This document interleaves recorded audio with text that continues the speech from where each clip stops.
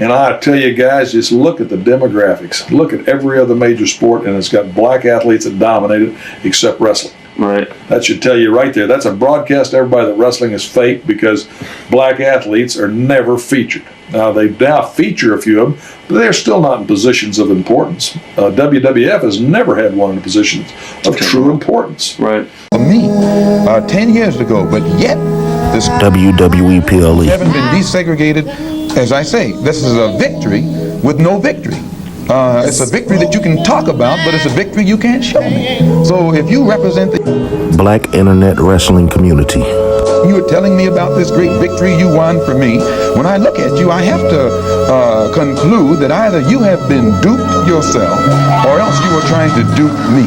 And in most instances where the civil rights struggle of American Negroes in the WWE is involved, there is no white or handkerchief head pecker Tom Negro can point to me one concrete gain, practical gain that black people have made in the WWE, not only during the past 10 years, but during the past 72 years. Now the other. And that's why I'm so proud to be from England. I don't think if I was American, I would be sat here in front of you. I don't think if I talked like this, that I would be sat here in front of you right now. I think it's because I talk like this, and I have a queen, I have a king, I have a Union Jack. I think that's why I'm sat right here, and I think that is the same reason why TNA wrestling has been held. It's very important to check these people's background. Now, it's clear that Leon Slater is British. However, it was not known until this video that he is indeed white. More than likely, his father is an African who laid down with his mother, and her family ostracized him from his own family. This is the history of interracial relationships, specifically in the UK. These British whites will imitate American Negroes just to take their place. White folk will justify Javon Evans' release in 2 or 3 years based off of the success of Leon Slater. It's important to delineate, and if you are not familiar with the importance of delineation, it is available on YouTube right now in the series, The Importance of Delineation and the Dangers of Not Delineating. Any white man in this audience today, in their right minds, don't want little black boys and little black girls coming around your homes, schools, and churches looking to marry your sons and daughters, and in return introducing your grandchildren as little half-brown, kinky-head Negro children.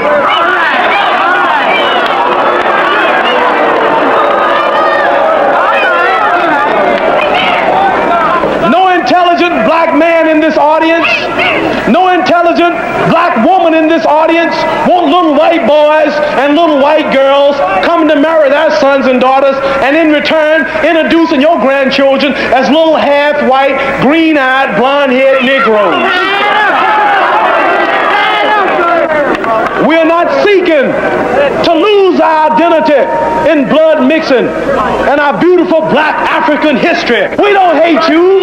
We don't hate those of you who are white. We just want to stay black. We love my color. I just love myself. Actually, a former black world champion. Oh, let me. See, I don't like that. I don't like that black champion. It's just a champion. See, we've normalized this already, and that's what I want to do with it. You winning a title as a black champion, and there's other black champions here. We can kind of erase that word now. We could just say champion. It could be a black champion. It could be Asian champion. It can be Latin champion. It could be any champion. So we've already normalized that, so we can kind of erase that black champion, and it's just champion now. I would not limit our employment demands to Negroes. I would include Puerto Ricans and other minorities throughout our country, which have been similarly discriminated against, though not for so long a period of time as Negroes. Puerto Ricans weren't enslaved. This is a problem that stems from slavery. And this compensation, this compensation is coming to people who were enslaved by the white man for 400 years. The Puerto Ricans don't even fit into this picture. Well, they do fit into it. No, they do fit into it. The problem is the Negro problem. They're not lynching Puerto Ricans.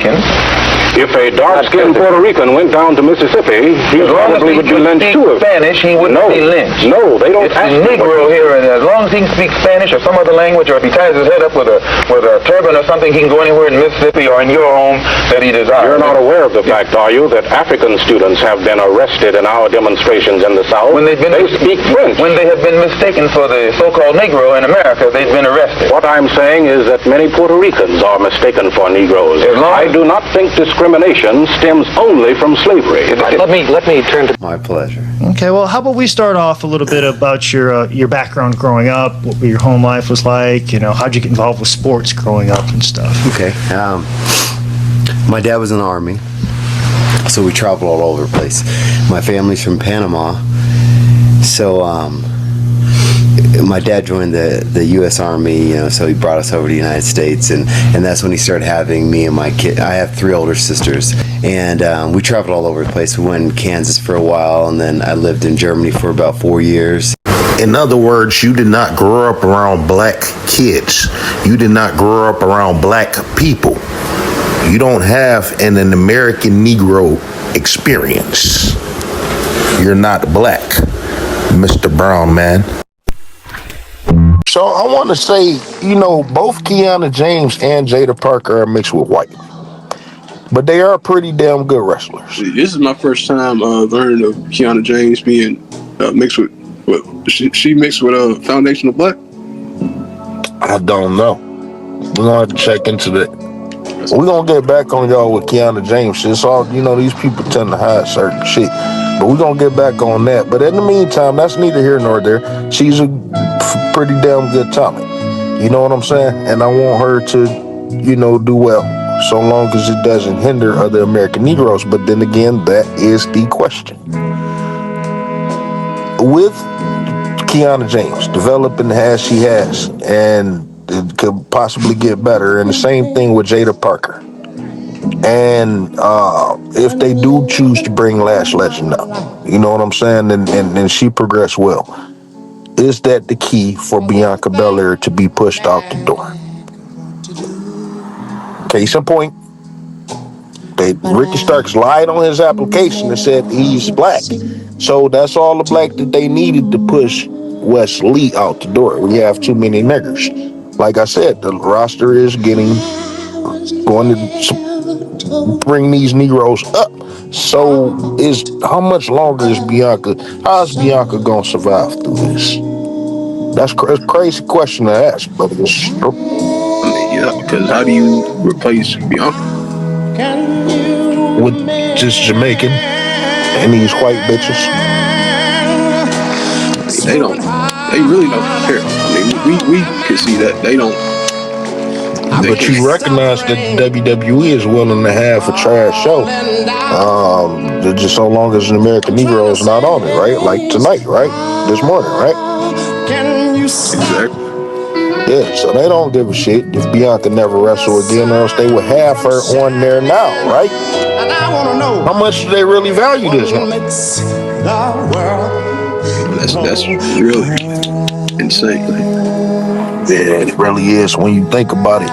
When you think about it, we still never seen the attack on Jay. How bad was that shit for her to be out there long? And has she ever got her get back on Jay? Because I never seen Naomi get the upper hand at all. She never won a match, none of that shit, right?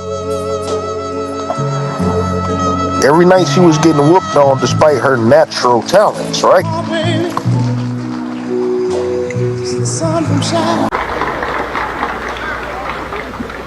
Now, ladies and gentlemen, talking is cheap. But we can't all condemn the white man. There's something we got to do. The white man is doomed, but we got to help him on his way.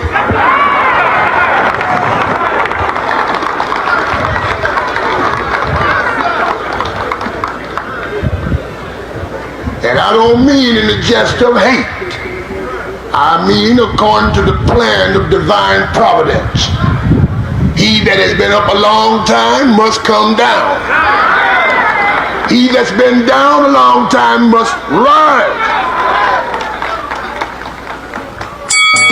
If you are an American Negro and an American Negro only, subscribe to Rasslin With Racism on YouTube, TikTok, Facebook, Instagram, fanbase, Spotify, Rumble, and crackers that out on Twitter X. You can find more white truths.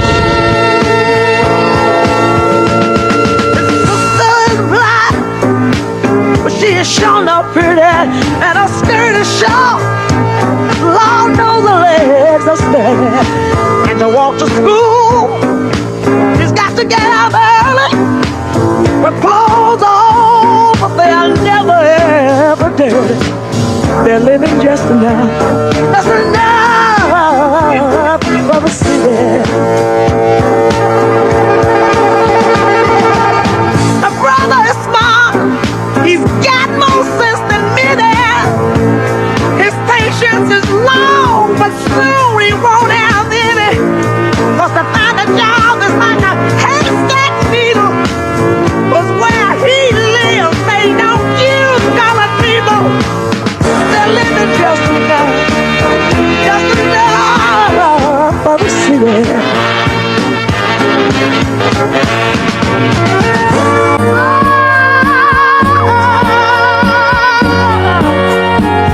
And now, our feature presentation.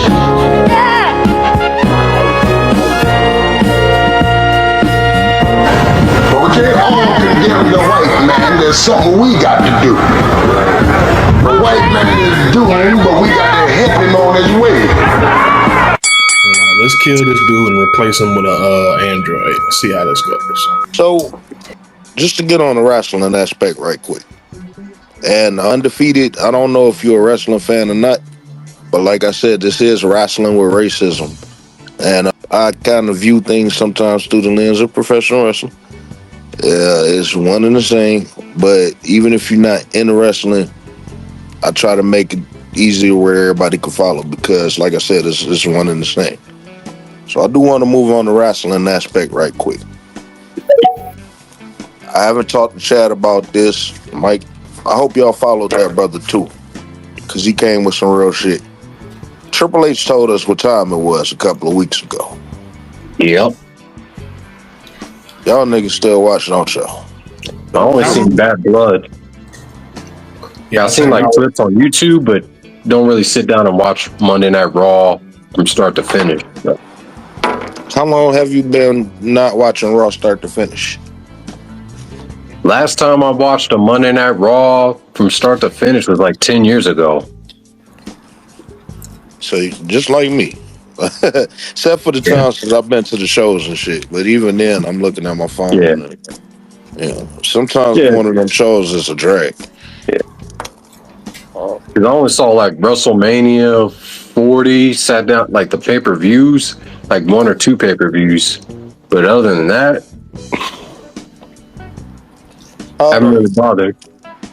I'm 28, about to be 29 next month. Chad, you just had a birthday the other day, didn't you? Yep. Happy belated birthday. Appreciate it. Mike, happy birthday. Appreciate it. Time about to speed up on your ass, if you haven't already. Yeah. I was 28 yesterday. Shit. Yeah. 36. 100%. And I'm pretty sure 8 years from now, this ain't the fight that you want to be fighting, right? I don't know, to be honest. You got any kids? Nope, no kids. Get you some. But this is still not the fight that you would want them to be fighting, right? I like to raise my kids in a better environment, so I'm not sure about bringing kids into this type of world. with no restriction, right? Yeah, where you got, because if I do have kids, I'll probably try to homeschool them. So Triple H told us what time it was. Now, Chad, you still watch? Yeah, but I pretty much just skim through it. I don't watch the whole show. Not at all. I basically go on the website. I look at the episode. I speed to what I want to see. Go to the bloodline shit. Okay, past that. Cody Rhodes talking. Past that. What's the main event? Done. And that's about it. So this is what we relegated to. This is what we've been relegated to. Wrestling cannot keep our interest for 2-3 hours. No. Maybe pay-per-views, PLEs, whatever you want to call them. Maybe they will, but not like an actual SmackDown or Raw. I agree. Because I've been like that over the last 10 years, and 20 years ago, I couldn't have missed a Jack, the Metal, or motherfucking Velocity, and none of that shit. Mike, you might not know about none of that shit. Oh, I remember Velocity. Yeah, I remember those. Yep. Confidential, Live Wire, I couldn't have missed none of that shit. If I did, I had a fucking fit. Because they didn't have DVRs, and, they didn't have these DVRs. You could probably pre-record on tapes and shit, but my tapes was overran with wrestling. You know what I'm saying? Yeah. Mm-hmm. So them days is gone. And then at the same time, like, I could watch the same shit. Okay, so I said I was gonna make this a topic. So, like, Mike, do you watch AEW? Yeah, I'm watching right now. Shelton Benjamin and Sammy Guevara. Oh, shit. Of yourself. Oh, my God. Look at you. I knew I was going to catch y'all fucking. Yeah, watch that shit. Yeah, I like Shelton Benjamin, so. Yo, I love Shelton Benjamin. That's the first match. So, do y'all feel like right now that Tony Khan is pandering, trying to catch on the momentum of the heat that Triple H is coming down right now? 100%. Bringing in MVP. Bringing in Shelton Benjamin, putting Shelton Benjamin against Leo Rush, like, come on. So how do y'all feel about them not, because I don't find it to be sincere. Yeah, you got the Hurt business, but you chose not to elevate the people that you have, like Shane Taylor, Lee Moriarty, Sean Dean, Lee Johnson. Trying to think of other Black Americans in there. Anybody under Swerve Strickland. And I do want to talk about mixed people because that's a thing. Is Keith Lee FBA or is his family? That's a good question. Yes. To my knowledge, yes. To my knowledge, yes. Powerhouse Hobbs, to my knowledge, yes. Powerhouse Hobbs look a little funny, but I don't know. You know what I'm saying? What about Private Party? Because I don't know about Mark Quinn or Isaiah Cassidy. With Isaiah, he might be mixed. He looks like he could be. I thought about that a couple of years ago. I know one of them may be FBA, the one nigga. I don't know their names. Mark Quinn. Yeah, he's the darker one. Yeah, see, the lighter one look a little funny, but just hard to tell because, Anthony Bowens is mixed with white. He looked more like Gus. So, how do y'all feel about mixed people? Because it seems as if, okay, let me take this for an example. Sasha Banks. A lot of people did not find out, including me, that Sasha Banks was mixed with black until Michael Cole said, 2 black women in the main event of WrestleMania. And I'm like, whoa, stop the presses. Hold the fuck up. What? I almost fell out my goddamn chair. I almost beat everybody ass in the house. Like, everybody get the fuck out right now. We found out what's going on right quick. Didn't they say she was Snoop Dogg's cousin? Well, here it is. Her father is Snoop Dogg's brother. Okay? Remember, they decades apart, so it ain't like she was going over their house every day, right? Yeah. Snoop Dogg, her father apparently didn't raise her. You know what I'm saying? So she was raised by her white mother. There you go. White society. There you go. Shit. You know what I'm saying? So ever since then, white folk never claimed her. I used to think she was Hispanic. Mercedes, you know. Yeah, her government name was it Vernado? Bernardo, yeah. But that's her father name. And that may be Snoop Dogg's mother name. You know what I'm saying? Uh-oh. So he is a FBA, even though Okay. Snoop look Caribbean to me. So just to keep that in context, I don't know. That's how you know people been hiding shit. Mm-hmm. And then I Snoop had noticed that. he had that whole little temporary ethnogenesis of being a reggae artist. And I then he noticed went back since to being yeah, he serious. did. I remember, didn't he have a whole album? But he had a Yeah. gospel album and all that shit. So He was Snoop Yeah, he had a Reverend ain't gospel. Snoop. trying to do shit to Yeah, he stay was relevant. Reverend Snoop. Yeah. Yeah, yeah. Now, that's an album I never heard, by the way. I Yeah. said the other day, I was like, look, Snoop ain't no gangster. He been an artist since 1993. You know what I'm saying? And I ain't mad at him. He everywhere. You know what I'm saying? Get your bread. He ain't disrespected us not one time that I know of. So even if he was anything else, he's never shown disrespect toward us. I will say that it is a difference. You know what I'm saying? Yeah. Farrakhan is not a Southern. Farrakhan is a Nope. Caribbean that has Because I never heard him never, slander FBA. huh? I've yet to hear him slander FBA.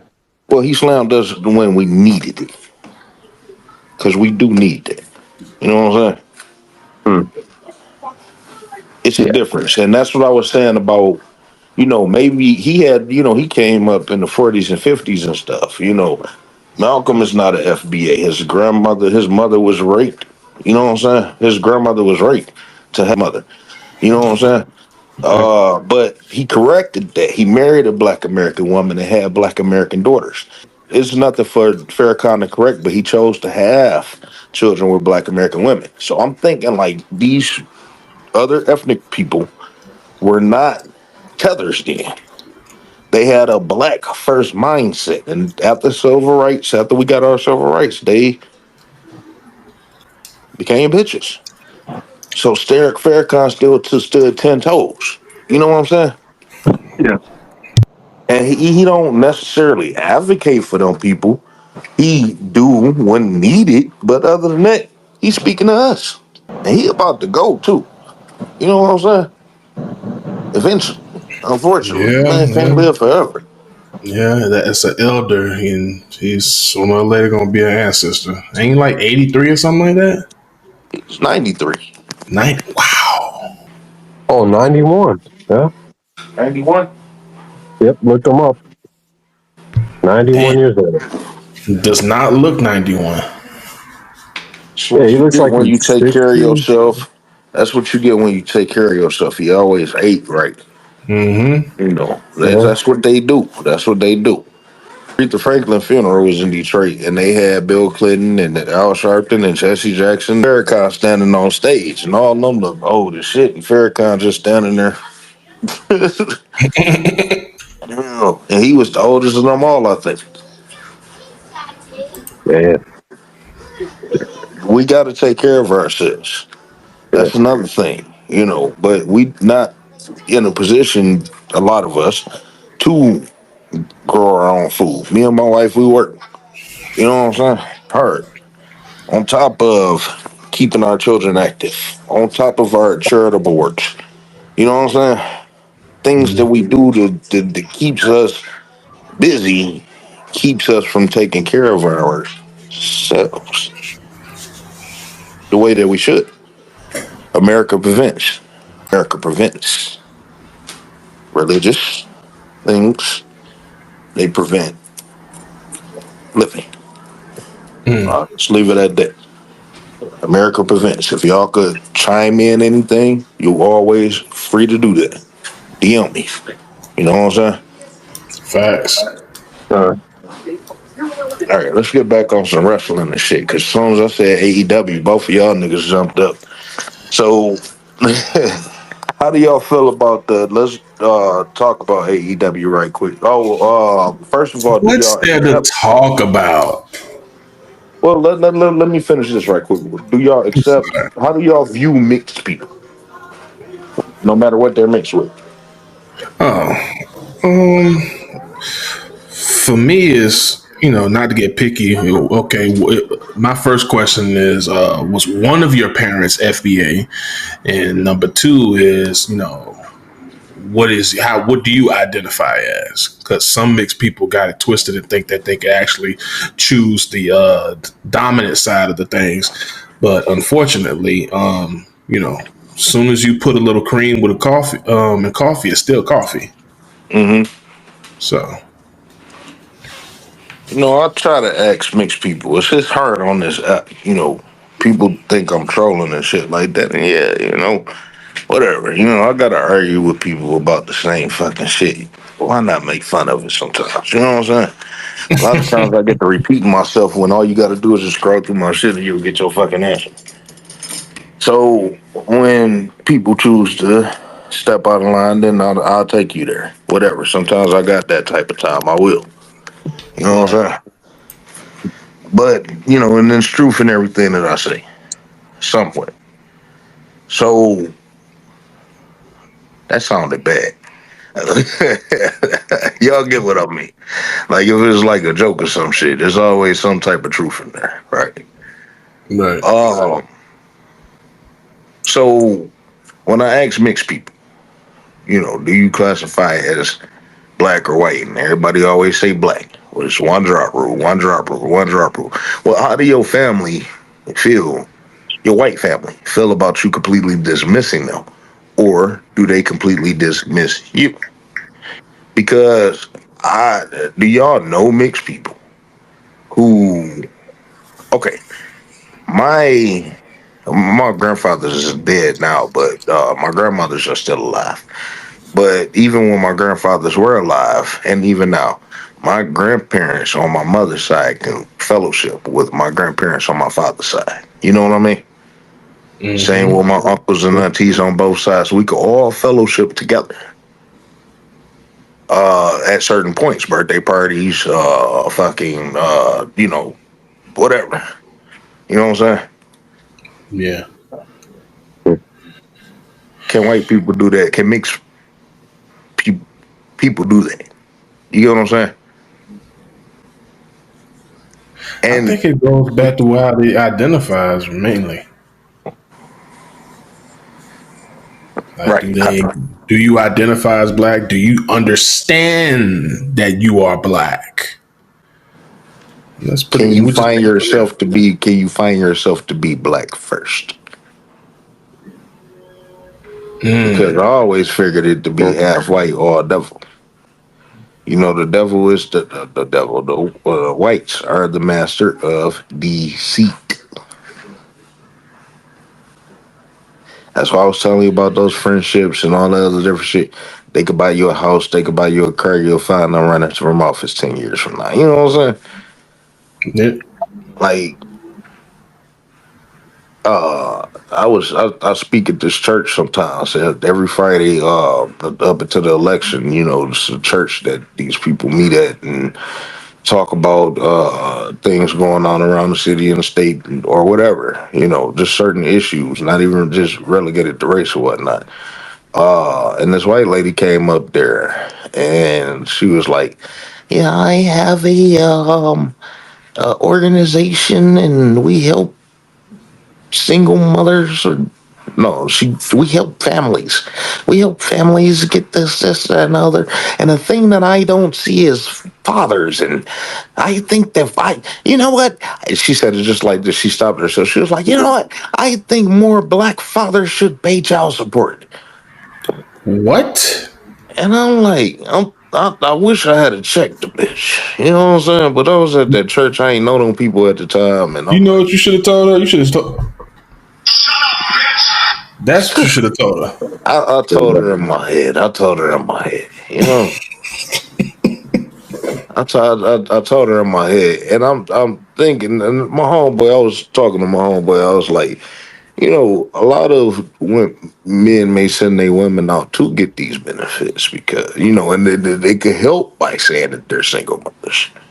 You know what I'm saying? You don't know people's true situation, and you just took that opportunity to put black men down.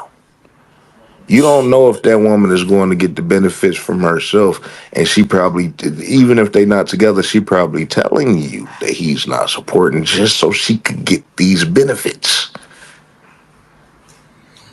Some people go over and extend matter of fact, it may be a requirement. Who knows? But you just went out there and openly said that shit. And I want to just go ahead on and just smack the shit out the bitch. You know, I think we should be able to just go ahead on and smack the shit out of white folk. Yeah. With no consequence. Like, if we not, like, beating them or none of that shit, just pop them upside the head and go on about your day. Might as well. You know,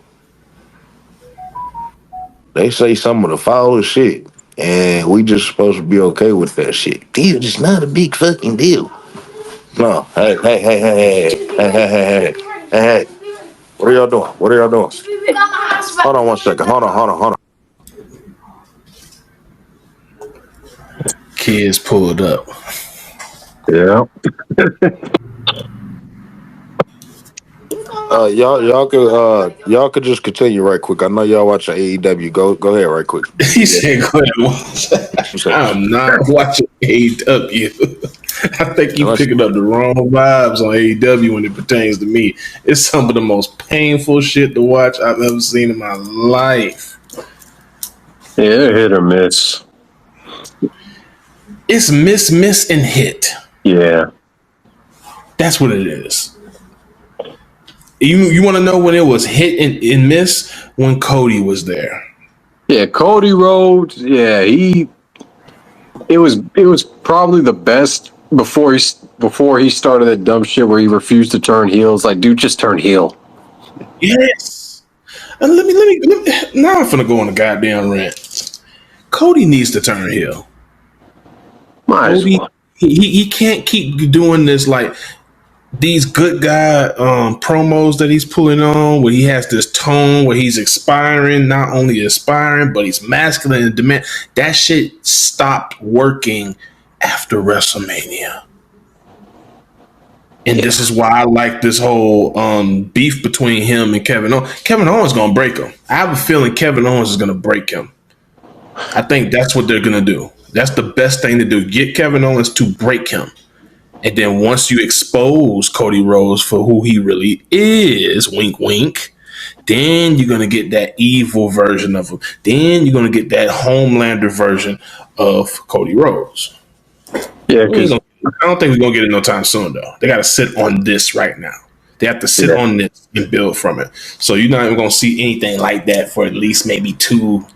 They can honestly, they can push this out until we legitimately hate him.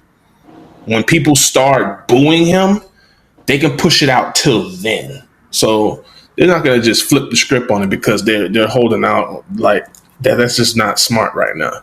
They could literally ride this baby face version of him out for half a decade and then switch him. But I don't think they're going to do that. I think maybe like 2.5 years and then boom.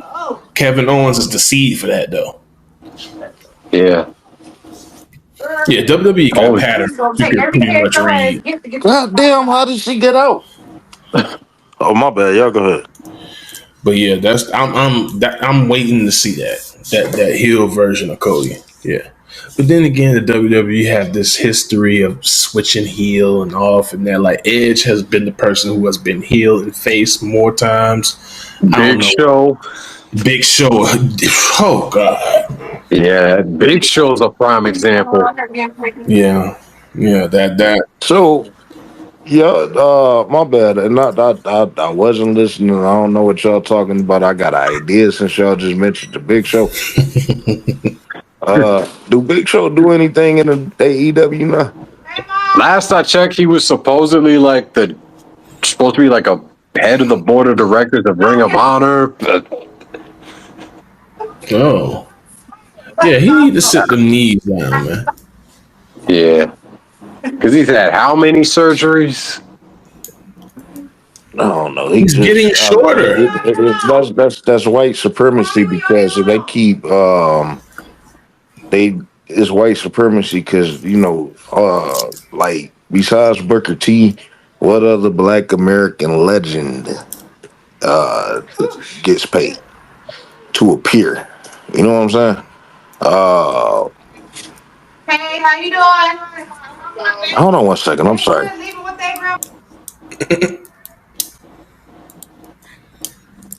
Don't you wish in a good world where you could say the answer to that question is The Rock? Because technically he might be FBA on his father's side, but we know what he identifies as.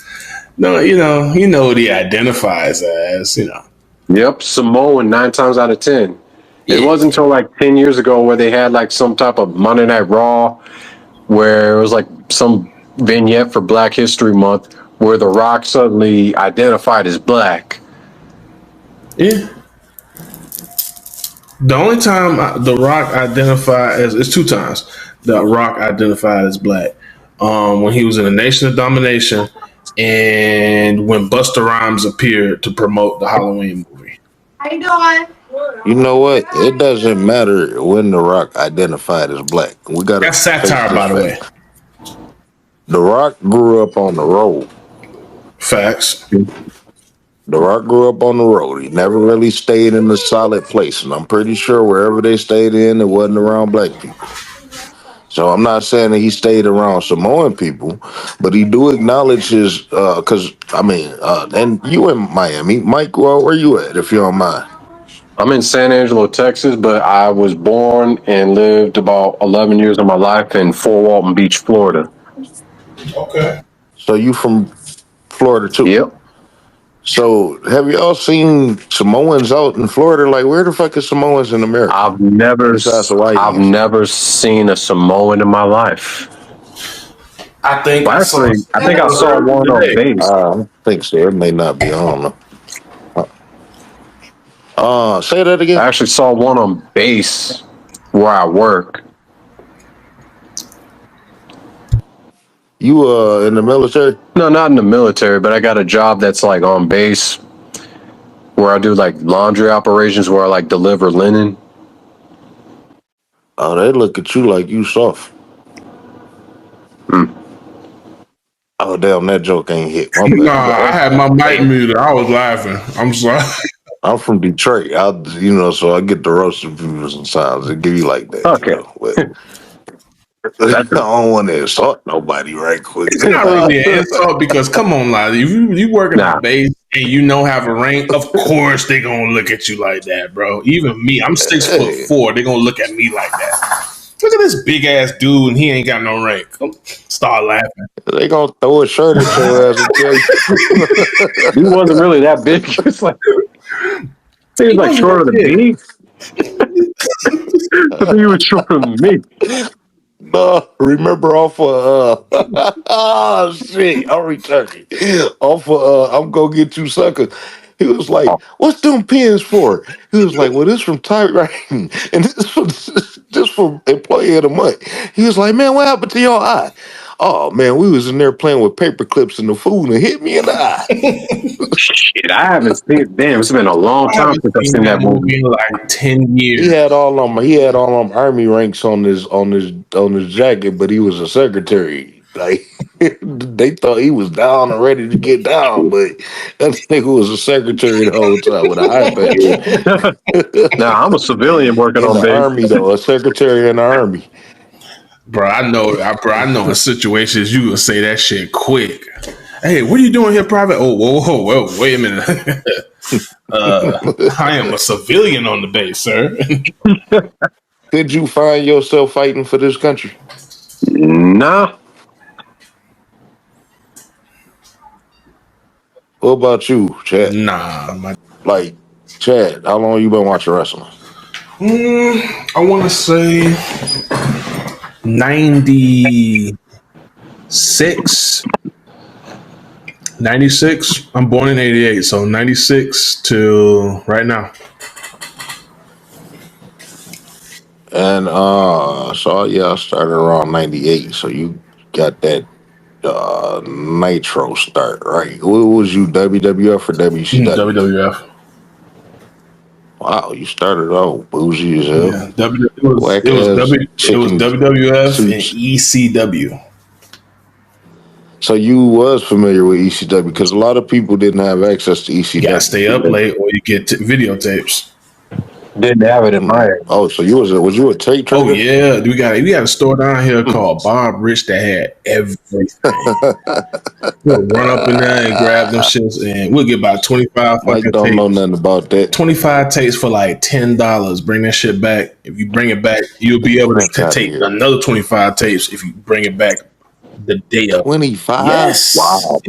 Get the fuck out of here. Everybody, we go up in there, and get that, and get that. That bitch would be empty. Get that, and get that, and get that, and get that. That bitch would be empty. I think we could only rent like 3 to 5 at a time or some shit.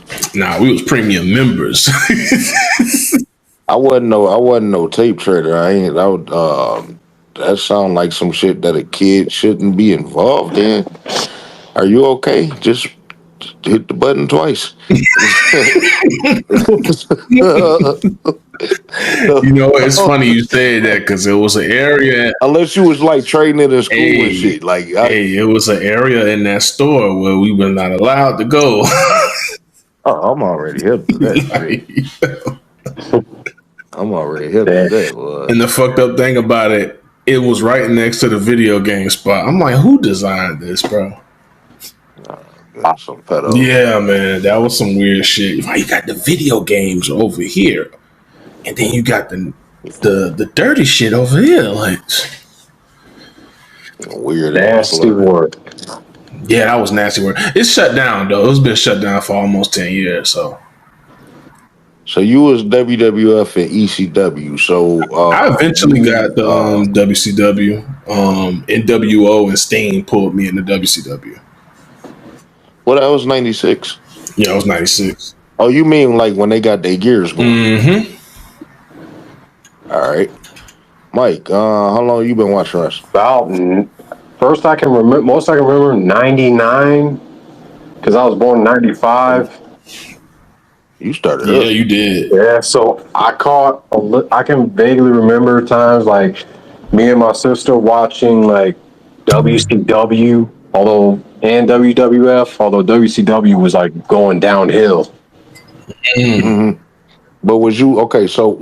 I'm just not cutting you off, but did it still interest you as a kid? Yeah, wrestling interested me as a kid, so it didn't matter what you didn't look at it as. Oh, this is trash and da da da. Yeah, I wasn't really old enough to really process that. A lot of stuff I didn't process, and then going back looking at some of the stuff now, it's like, what the hell? Like I didn't like when I was younger, like when WrestleMania 19, like around that time, the feud between Triple H and Booker T, it didn't fully hit me. I was like 7 years old. It was like, okay, that went over my head. Still trying to make me feel old as fuck. Yeah, but going back and looking at that shit now, I'm like, oh man, it pisses me off. Y'all gonna laugh at me when I tell you how I realized, wrestling was fake. When I started seeing people getting assaulted outside the arena, like that Booker T and Austin shit, when I saw that, I'm like, okay, these niggas should not be coming back next week. And they came back. Going to jail That's what it got. I'm like, oh, okay, it's a show. And I had to, I had to process that. I hate when you got Daniel Garcia and Wheeler Yuta just punching the shit out of each other back and forth, and nobody got they white than a motherfucker, and nobody got a bruise on their face. You know what I'm saying? Shit like that. So I knew wrestling was fake before I started watching it. I used to call it fake, and it was. But ECW we thought was real. Some reason we thought that fucking the 80s and 70s was real, but that shit looked faker than that was so fake. Oh man, did you ever see the chair shots from those times? It was in slow motion. Like that one from Hulk Hogan on WCW Nitro. I'm like, what the fuck? Why you had to bring that up, bro? Hogan just casually walking by, and then like during the whole invasion, you had Shane McMahon. I think he did like a diving chair shot to Kane. You're like, what the hell? Yeah. Had me laughing. It's funny you brought that up. Like years we saw this at a party and we just kept. The funny thing about that, if you really want to cry laughing at that, everybody in the room was acting like it was the most devastating headshot ever. It was like, oh my God. He's broken. But you know what though? Here's the key though. Here's the key. It was effective. Yeah. And it was effective because we believed it. And like I said, we was kids, and you know, people could still suspend our disbelief. Do you think the kids got that same effect today? Can they actually buy into somebody and be like, "Oh, he's real"? You know what I'm saying? I don't believe that.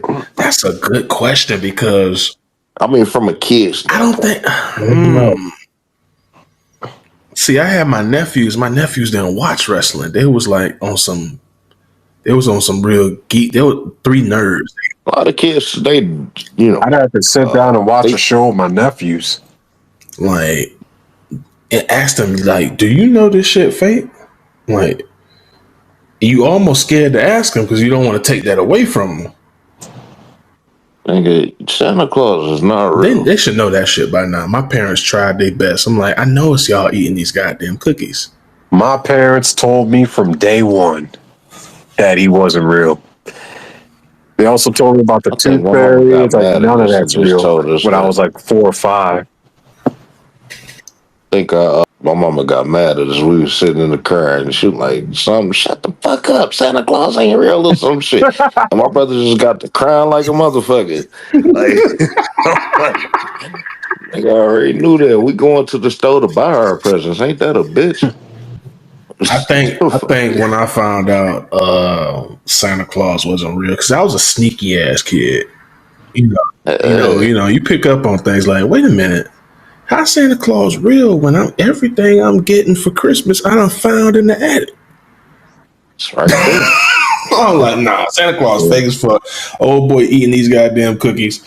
All right.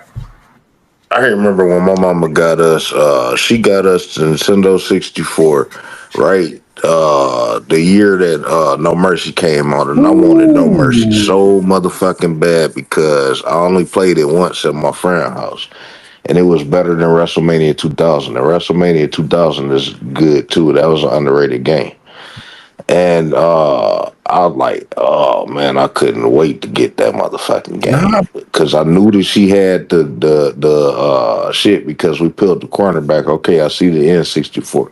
Then I see the little black part because the No Mercy was black, right? The cartridge was black. So I'm like, okay, I got this. Cool. I can't wait for Christmas. Christmas come. Boom. Shocked. We got a Nintendo 64. Yay. What game is this? Open it up, it's black. It was ECW Revolution. Nah. Shit, that was the only game I had for a minute. That shit was fun as hell after a minute. But cause the play was like WWF Warzone or some shit. I think that's what it was on the Nintendo 64. The Warzone was on PlayStation. No, so it was what was that 64, shit on? You had WrestleMania 2000 and No Mercy. And you also come on, man, the one with Owen Hart. That was for Attitude. Attitude. I remember on Dreamcast, my dad had the Dreamcast. I would often play that with a little bit, where it's like me, my dad, my sister. Yeah, I remember that. What the fuck was that called? I think it's called WWE Attitude. Yeah, WWF Attitude. Yeah, WWF Attitude. It was for, and it was it was PlayStation, Dreamcast, and Then you had SmackDown and SmackDown 2 Know Your Role. No, it's a particular game that I'm looking for. Hey, I'm gonna be honest with you. I remember this game on Dreamcast. WCW Revolution. This was good, bro. On the one I had was on 64, and that was good. Okay. Cause you could create your own wrestler. It was Warzone. They got War. It was Warzone that I was. They got WWF Attitude and WWF Warzone, but it was Warzone that I was thinking of specifically. And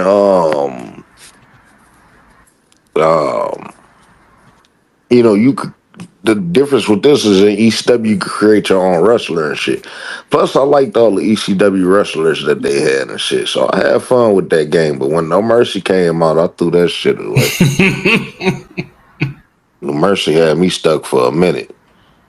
My first, I played WrestleMania 2000 and also No Mercy, but I never owned them. I was always trading for them shits at school. But yeah. But my first game that I actually owned was WWF SmackDown Just Bring It when I got my first PlayStation. The one with The Rock on. Yep. The one on PS2. And Here Comes the Pain might still be the best one. It's not even close. Me and my cousin played that shit all day. It's a couple that comes close, maybe Raw versus SmackDown 1 and 2 and yeah, Here Comes the Pain, because I get what you mean, because some of the SmackDown versus Raw was great. Not all of them. Not all of them, but they was great. But they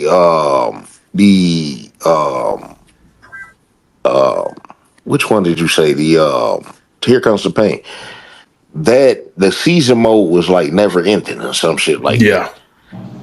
You know, you had the Eric. I think that was the first time you had the Eric Bischoff and Stephanie and shit. And this was like the story mode just never ended, and it was just so many different things that you could do. And that was like the first time you had Brock Lesnar and shit, and Hulk Hogan and Kevin Nash and the NWO entrance, and it was just a lot of shit about that game that was just fresh and. The characteristics that I just don't think they got in these games no more. I can't play these. Every game could jump off a building or a helicopter.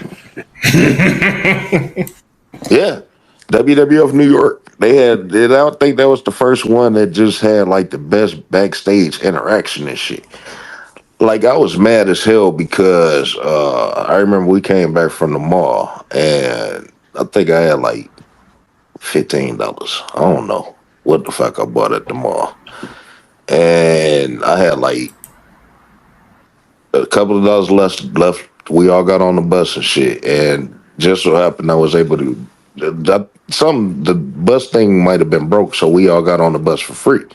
So I had them couple of dollars left and we went to the corner store and they had WCW Nitro for $3.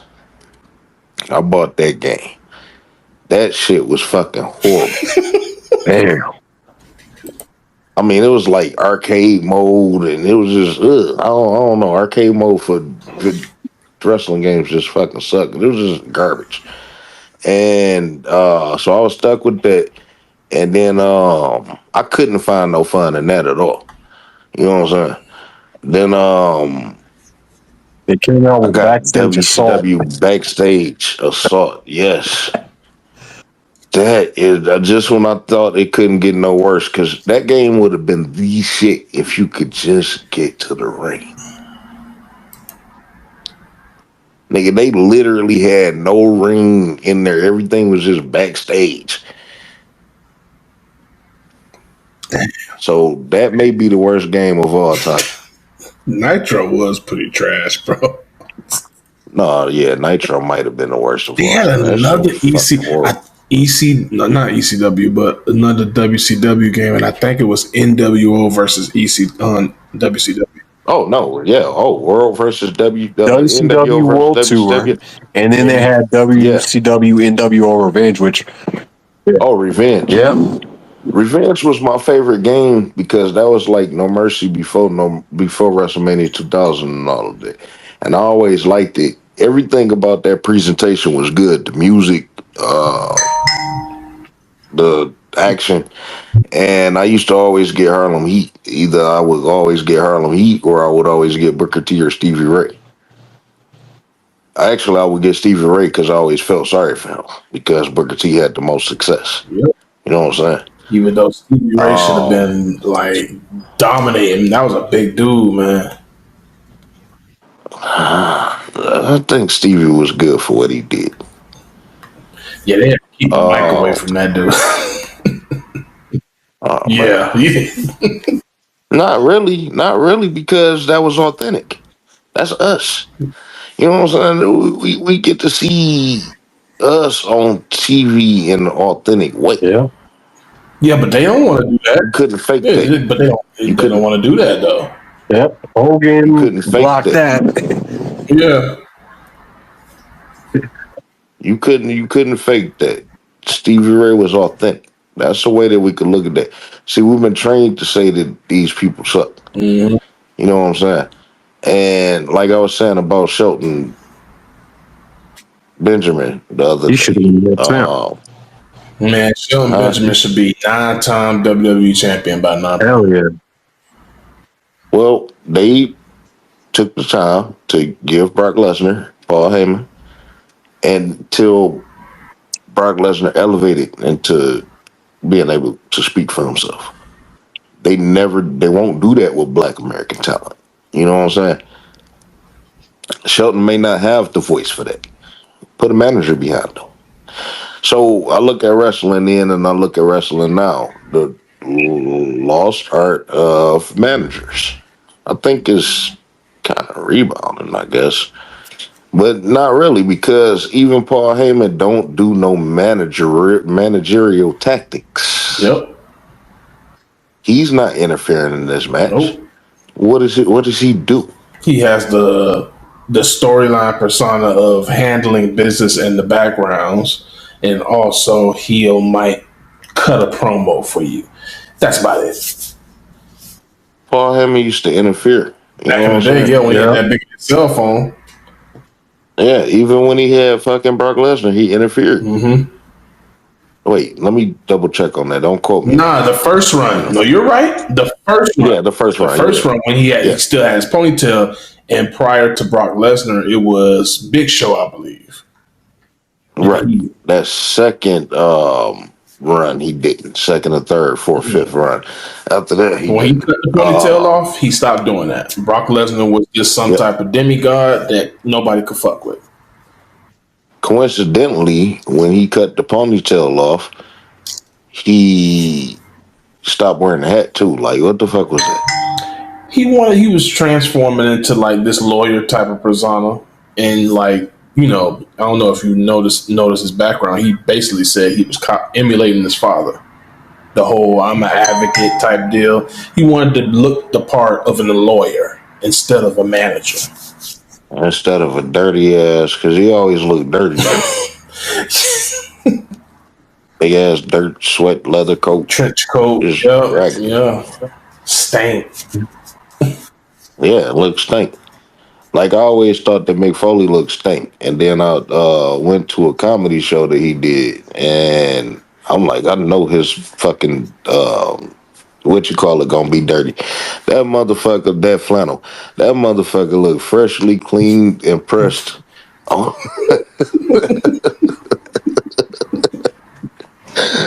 it was freshly cleaned and pressed and shit. Like, okay, you ain't out here all stink like I thought that you was.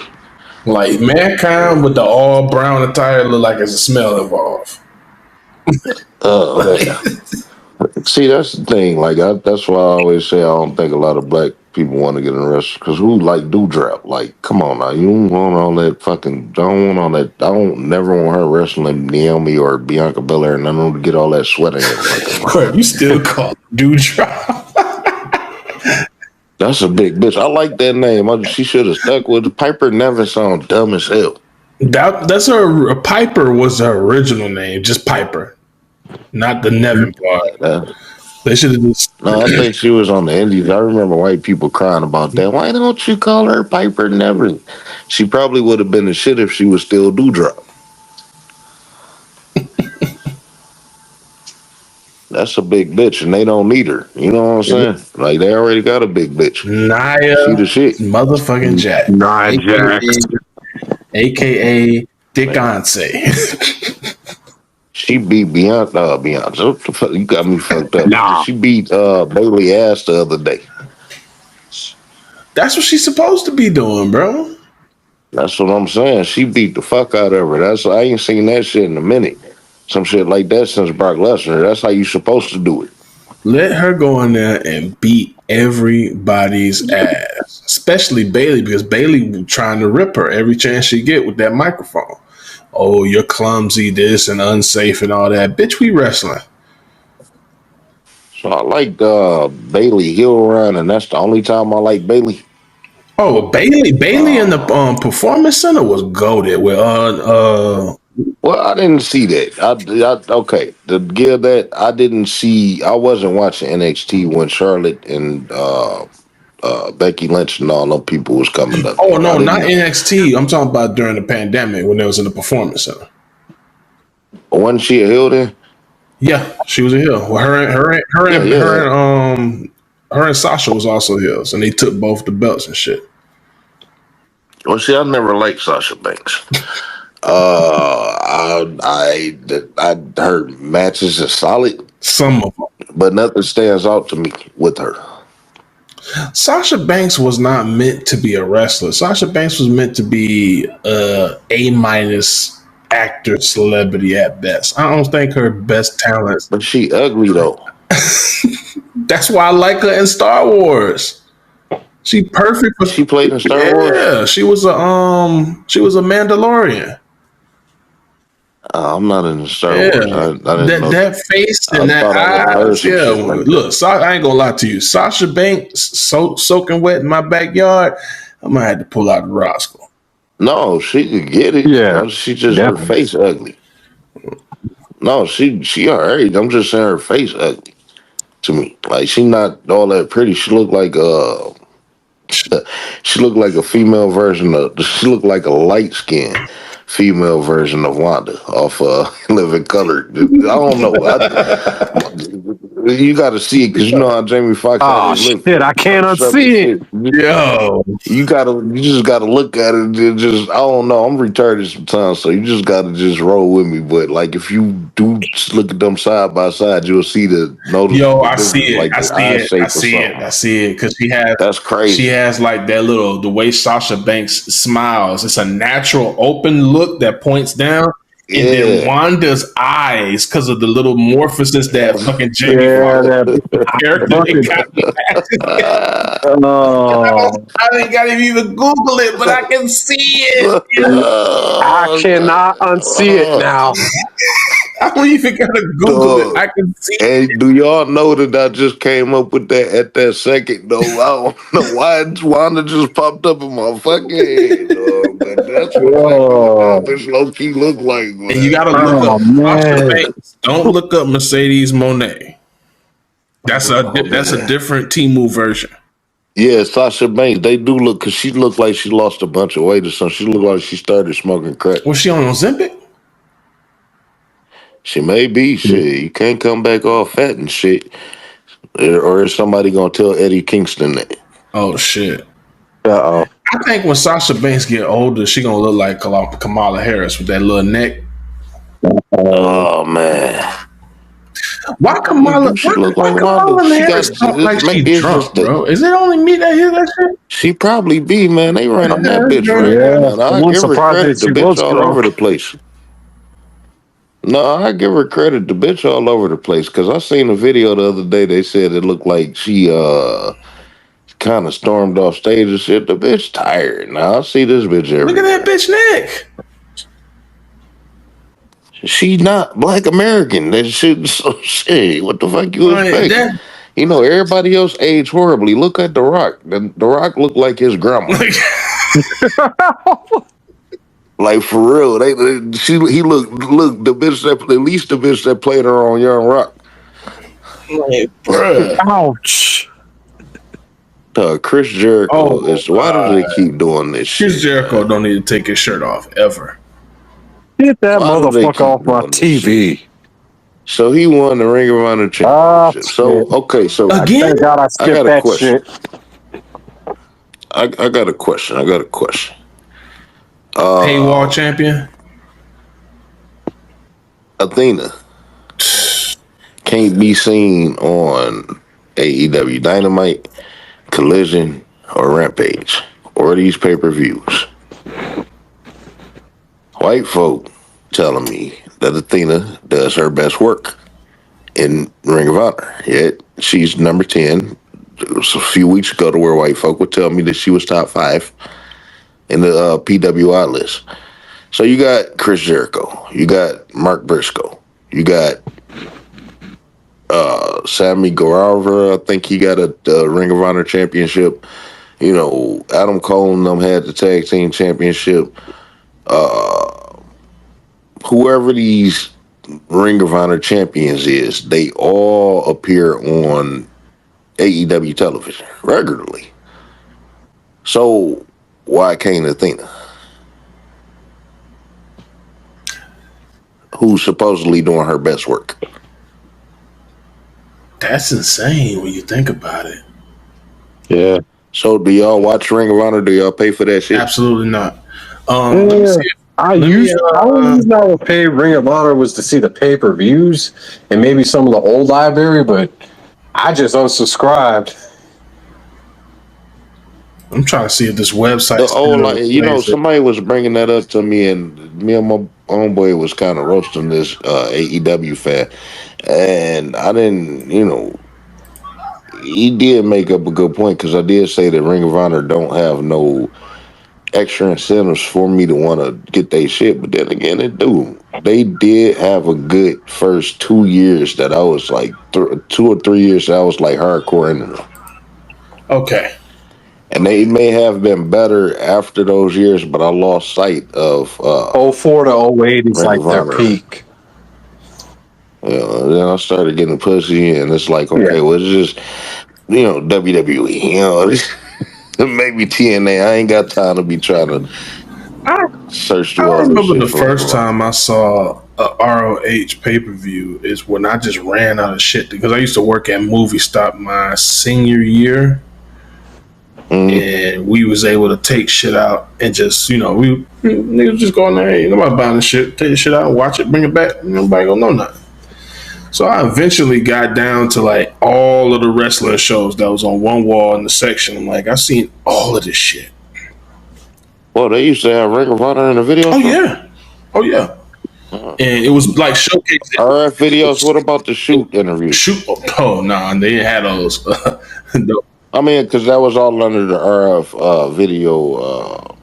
Maybe because the one is like they have like montage videos, like collaborations of matches. They don't necessarily have a whole show.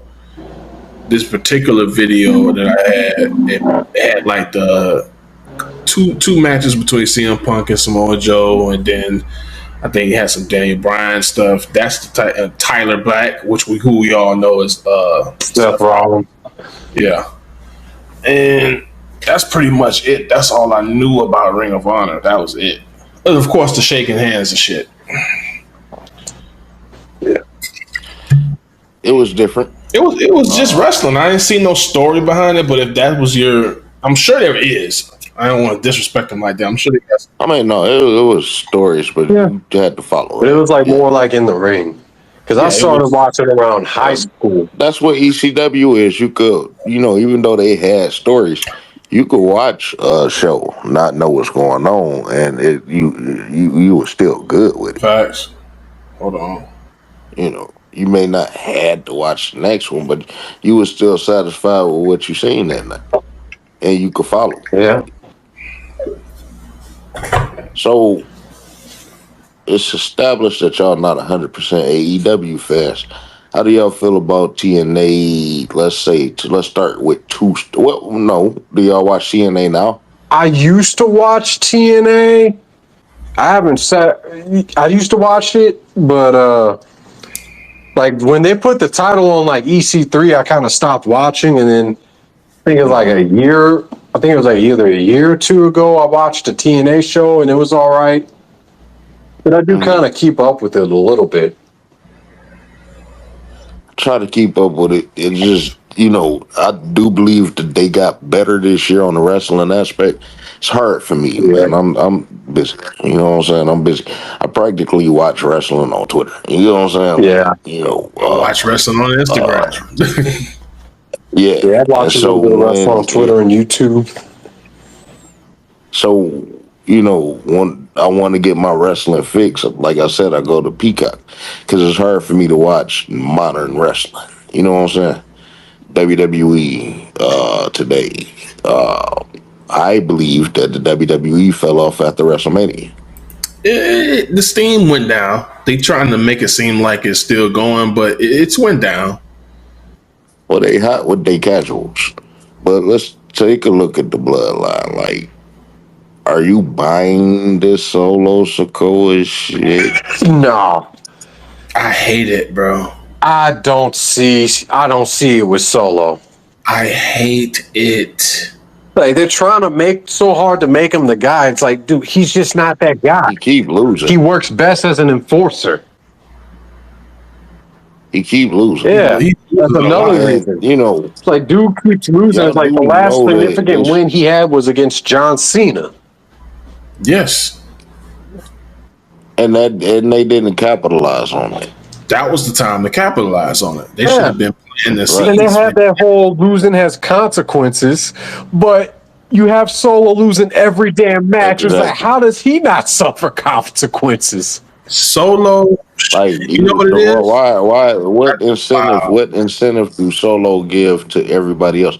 See, the Roman Reigns shit was built off of, okay, the Usos couldn't beat him, so they joined him. Yeah. Not only did they join him, but they was very loyal to him. On top of being loyal to him, Roman Reigns kept winning. Then they held the tag team titles, and they kept winning. And they built like that.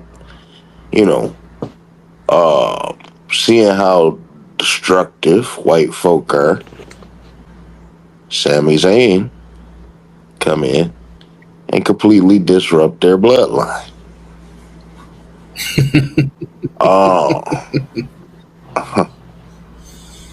Why would these guys go? That was a good moment for you to say America prevents.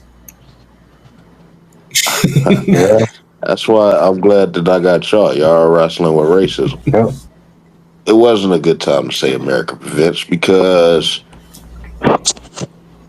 bloodline, unfortunately, is still going. True. Yeah. And now we're at the point to where there are more active Samoans than there are Black Americans. Yep. They're trying to replace it with black. They're trying to replace Black Americans with Samoans. They're telling us that. You got a lot of Negroes telling us that they are Samo niggas. That shit irritating. Yeah.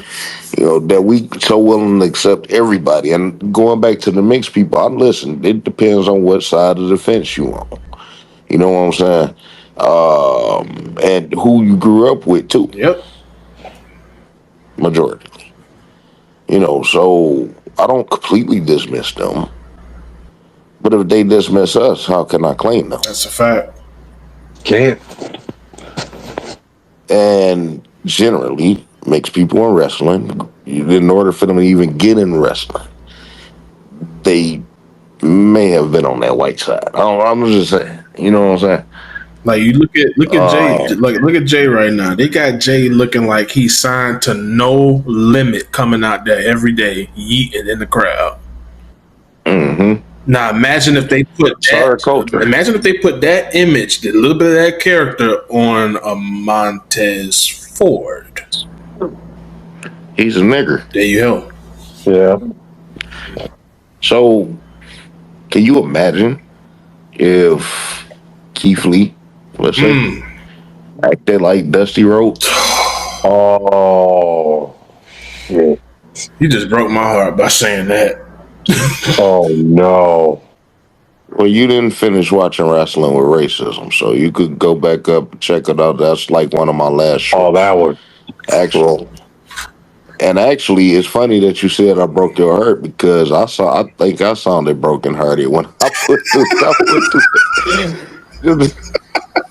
the thing about shorts that be so damn funny, man, when I put these shorts together, and I don't even be doing this in the mindset of putting it as a short, but I'm from Detroit, so I use a lot of Motown music, old school, or things that may be relevant to the shit, and I sounded brokenhearted saying that shit.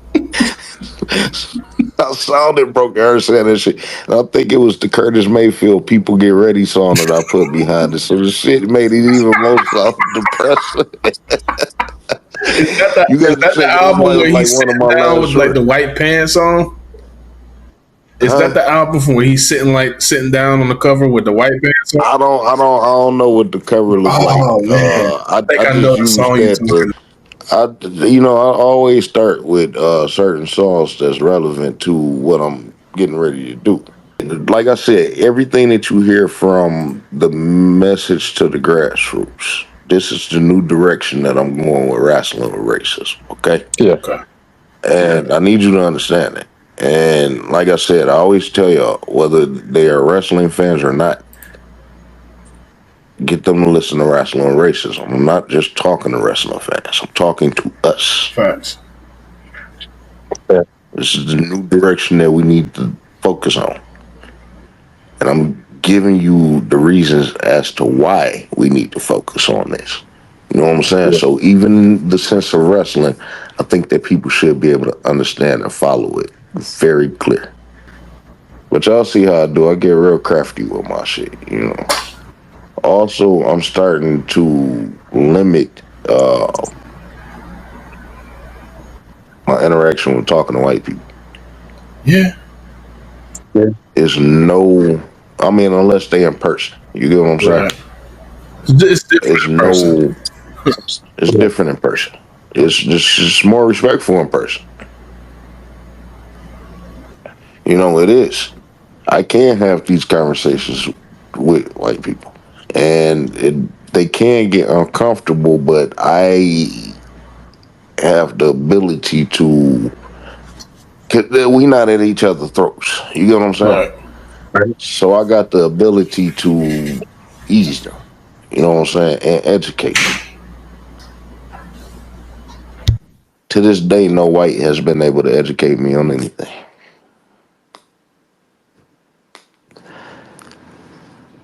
I just take their I understand. And just, you know, put my nigga ear on. But ain't nobody trying to hear that shit. It's nothing that y'all could say. Don, what's up? You could grab a mic, because we was talking about AEW, and I did want to kick it with you. You could grab a mic whenever you're ready. On the app, I'm doing the best that I can to limit my interaction with white folk, because it's a waste of time explaining things to them. Yeah. It's a waste of time trying to get them to understand shit. And a lot of these times, when they try to tell you that they're trying to understand something, they actually just troll. I want to limit the time that I talk to tethers to. I feel like that's another waste of time, because they don't understand American Negro first. They should have that mindset. If they from Nigeria, they should have that mindset Nigeria first. And I can't knock them for that. Why would I? You know what I'm saying? Yeah. Same thing with a Jamaican, a Haitian, whatever. Y'all should have that mindset. I encourage that. I encourage white folk to have a white first mindset. There's nothing wrong with that. It shouldn't be at our expense, and that's the difference. You know what I'm saying? There's nothing wrong with looking out for your people. The Honorable Louis Farrakhan said that everybody should look out for the concerns of their own people. And if we were all to look out for the concerns of our own people, one another, then maybe, possibly, we all could come together and be what you think America ought to be like. But he did mention that he really don't think that we got that amount of time. Who's the furthest that's separated from each other in this country? Money, man. Money. You Money. got it. Yeah, that's one reason. Like the motherfucking come together unless it's for man, it takes a lot of it takes a extreme amount of shit to get us to come together. Like it seems like no other motherfuckers got no problem like uniting except for us for some fucking reason. And I don't know. Especially when it comes to these tethers, and I don't know what that's another story. Well, do you agree that we are too much of a loving people? Oh my God. By nature. But yeah, nowadays, yeah. Just turn the cheek. Yeah, just enough of that. No, it's always been like that. That's not no nowadays. I think it's shifting. I think the men of my generation, millennials, I think we starting to wake up and we gotta stop some of this dumb shit we doing. And it's all that in it. Now it's not changing with the females. The females are still with the little bullshit fairy tale shit. But a lot of us, age 36, almost in that 40 range, we starting to stand on business. And one thing we got to do is stop listening to the old niggas. Because that's going to get us nowhere. No, hold on. I can't say that. Not all of them. Not all of them, but not all of them. Not all of them. Not all. I got it. Okay, Generation X. Okay, we going to pay for some of the shit that they did, but at least Generation X is still mentoring us. All right, whenever you're ready, bro. Now I'm in the parking lot. I'm in Washington, right? So it's a beach and shit. So I'm at the beach. Bro, I parked over here by myself. Why? While I'm talking to y'all, 3 cars done pulled up behind me. People on the side of me right now. You see what I'm saying? Like, it goes that. What'd you say? You serious? Yeah. I parked away from everybody by myself. And now it's people parking on the side. A car just pulled up behind me on the left-hand side. There's a car next to me. They sitting in the car. I'm by myself. I do it all the time, bro, because I like watching Caucasians and shit. That's my pastime. So I was pulling parking lots, bro, and I sit to the side. I just watch them. You know what I mean? They watch us shit. I need to see what's going on, too. And they'll pull by me, bro. I'll be by myself, and they'll just pull up next to me. Like, you know? Be careful. What you doing that Be careful. But along with that Caucasian watch, how many motherfuckers you done caught with their finger in their nose? Because every time I turn around, I see a white motherfucker digging up their nose. Bro, they be in there, though, don't they? Like, even while they driving, crazy. Though, they'll be deep in that motherfucker, that narrow passage. I always catch them driving. They be dead in their fucking nose like, dog. And they don't give a fuck. How do you dig up your nose with one fucking finger? Like, that shit, oh, man. White folk nasty than a motherfucker. Yeah, then you'll see them flick it, though. They flick that. That's what I'm saying, though. These are the same people who kiss, dogs in the mouth and shit. But I'm just saying, man, they be on some weird. I love watching them, though. I watch them like people watching gazelles and shit, bro. I watch them. They watching your ass, too. You better believe that shit. How much of a factor do y'all believe that, especially with Elon Musk going into space so often, that they are putting cameras and satellites up that could possibly see through your home? Yeah. Oh, bro, everything you like, just us joining Twitter, you can hide. I got a VPN right now, so you can't really see my stuff, but it's a way around that too. You know what I mean? Like, oh shit, hey, check it out, bro. Nothing but respect for y'all. With my brother calling about to answer this, bro. I'm gonna tap back in, though. Okay. I appreciate you coming through. This is Rasslin With Racism. You know what I'm saying?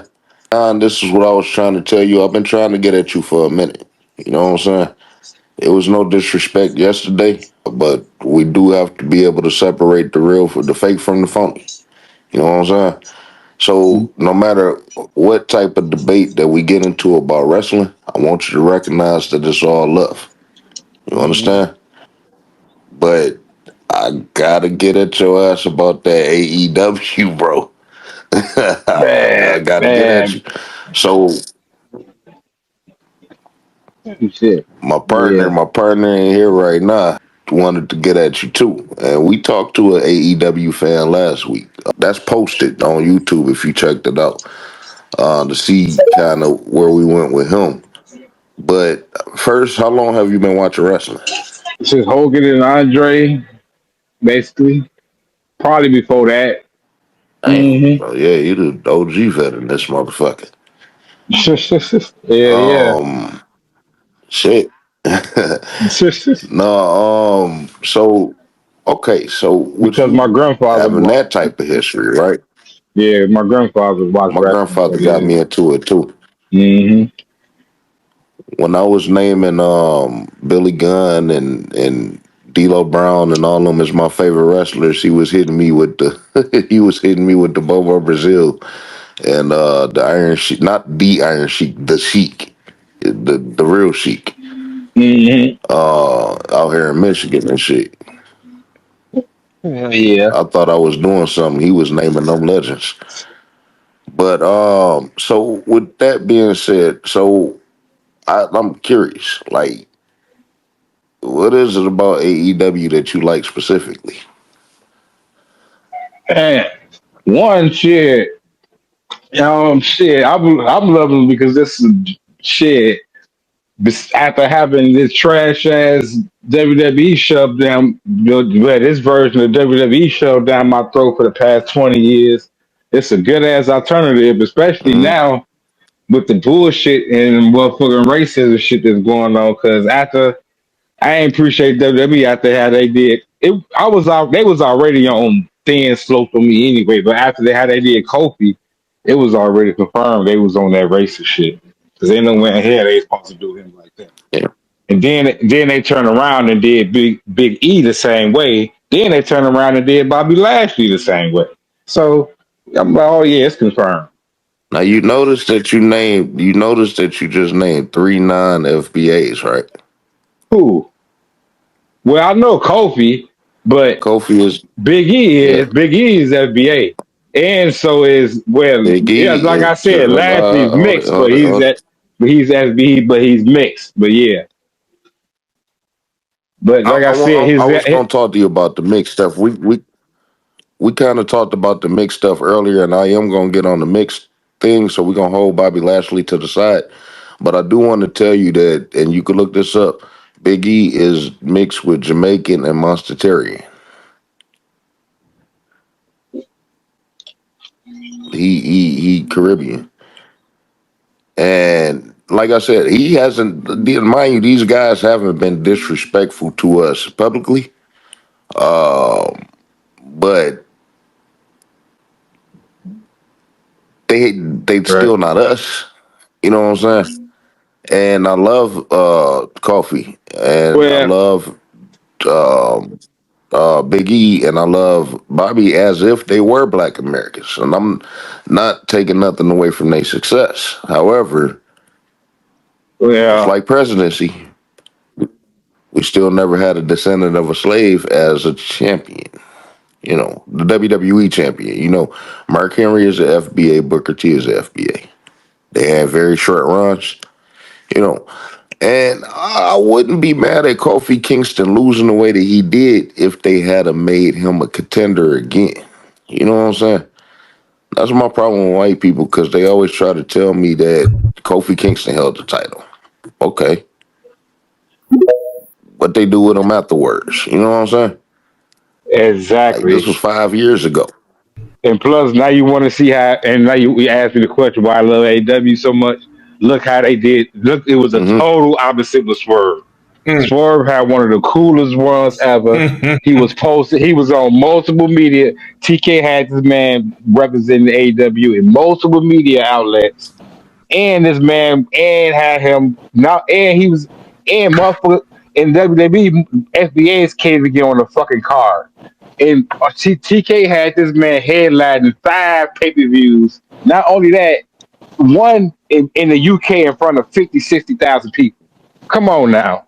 On the real. And TK already multiple praised this man multiple occasions as a motherfucker, as one of his best motherfucking workers and motherfuckers again at AEW. Not only that, now we got MVP and the rest and everybody else coming in now. So yeah, like I said, it's the total opposite over there. It's a total opposite of AEW as far as I, I'm concerned. I, I can agree. Listen, when Swerve, I need you to understand something.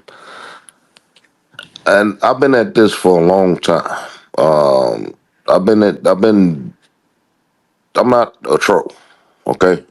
I've been at Wrestling with Racism. I've been doing this for 4 or 5 years now. You know what I'm saying? Finally gaining a little traction with the right people. Because at first I used to get hate. I used to get absolutely nothing but hate. You know what I'm saying? Mm-hmm. But I think people starting to see the sincerity. They start to recognize that I know what I'm talking about when it comes down to wrestling. And the things that I present on the racism end is undeniable. Anybody that denies it is a fucking fool, right?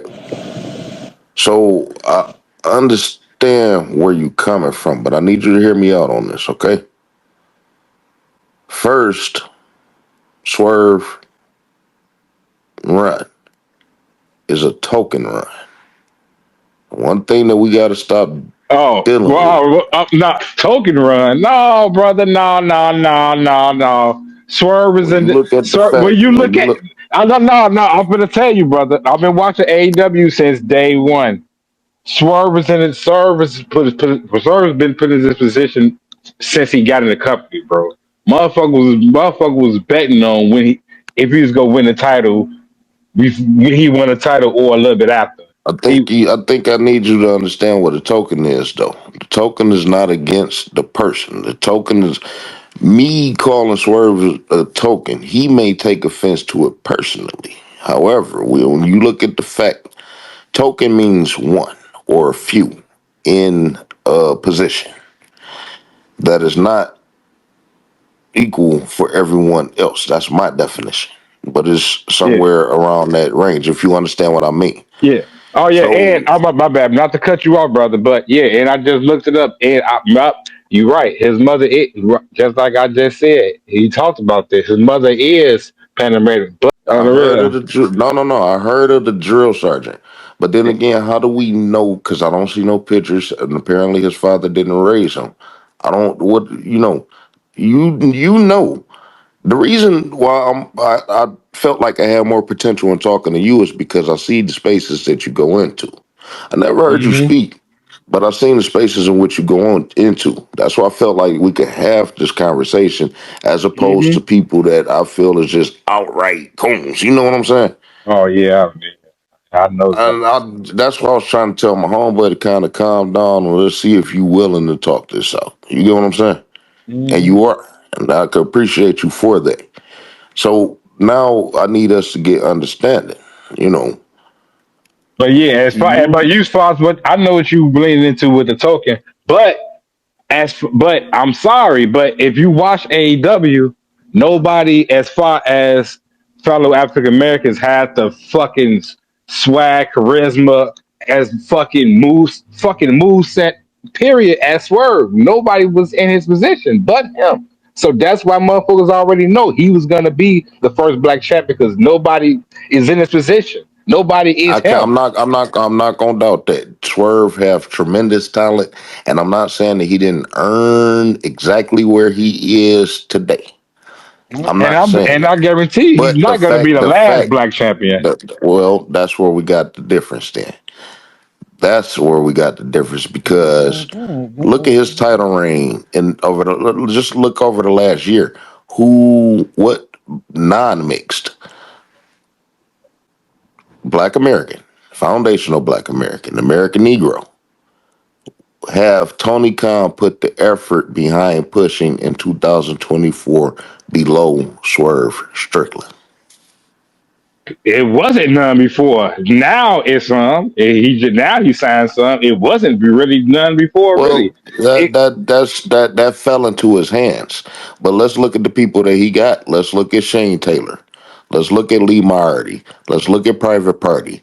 Let's bro. look at Athena. Yes, and I love You know, bro. Yes, and I love all of them, especially Athena. Like I said, Athena. She's only but reason. she's stuck on Ring of Honor. She's ain't really stuck. She's carrying that. Only the Ring of Honor got the fan base it has, mostly because of her. That's what I'm And I saying. agree. I And agree. But so, then when you look at the fact that Chris Jericho just won the Ring of Honor title from Mark Briscoe, who's been on fucking Dynamite every week. Mark Briscoe, all these other champions from Ring of Honor could appear on AEW television. Why can't Athena? And mind you, like you just acknowledged, Athena is what's bringing the eyes to Ring of Honor, and she could still be on Ring of Honor, yet she could still be on Dynamite. You Now do that's now realize that she yes, was that you're right contracted with about that. AEW. You're right about that. Yeah, Now that's one of the that's my things. Now problem. that That's my is only one of the problem. yeah, you're right. Now I can admit that. That is one of the If kind of the the things other that's people, if bewildered the me other too. people wasn't on the show, then I can understand that. But they are on the show, so that's where I have the problem. Every time I have this discussion with all my other homies, I consent to that. I'm like, you're right. I have no reason. I don't know why. You're right. Briscoe on the thing, the TV champ be on the thing. Something I don't know why, but If they it's not. wasn't It's on not there, like. if And they that's what I'm wasn't on saying. there, It's not I like. would understand. And it's So not. now I have no reason but to make it personal. I have no reason but to make it because of the color of her skin. I have no other reason but to believe because she's a black American Negro. Because when you look at the fact that they got Queen Amadi or Amedia, whatever her name is, and she's African. And when you look at Trisha Dora and she's an African, and they're both supposedly with Ring of Honor, yet they're on AEW television and Athena is not. Now we got to look at the problem that is specifically against American Negroes. It's No, specific. I really don't. The only reason why Oh I no. really don't think so is because, like I said, he took on the real when like I said when AEW first started.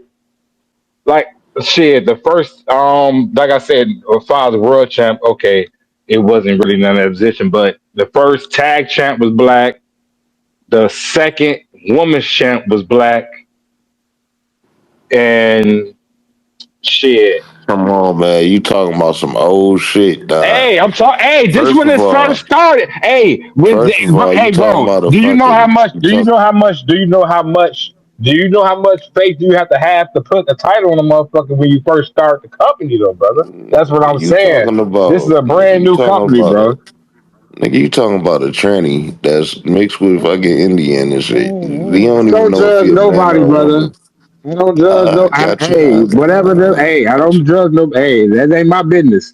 But And I'm then just saying. Scorpio Sky. Now, where the hell is Scorpio Sky? Like, for real. Where's Scorpio? I've been looking for this motherfucker. I got in my car the other day and looked for this motherfucker. Where's Scorpio Sky? Is Scorpio Sky Negro, I need you to FBA? come up here if you can. Is Huh? Scorpio Yeah. Sky FBA? Yeah. Yes, I believe he is. Okay. Now Keith Lee, now we got to excuse with Keith Lee. He been having health issues. That's why he ain't been on TV. Yeah, I want to know the specifics about him because that's what happened with Bray Wyatt before he died. Now, they need to let us know something. He said no. He made an update. He saying he made an update saying he finna be back soon, but he's dealing with shit. No. I need y'all to do me a favor real quick. Negro, if you are available to come up and speak, I've got a very specific question for you. If y'all can, follow the Negro Black Knights Heritage Club. Look through his stuff first. Look through his stuff first, and if it hits you, then follow this brother. And if he could put his YouTube channel up, this is a real good brother to follow. It's a real good brother to know. And Negro, you got some good brothers up here too. So if you don't mind checking them out and throwing a follow back to them, you know.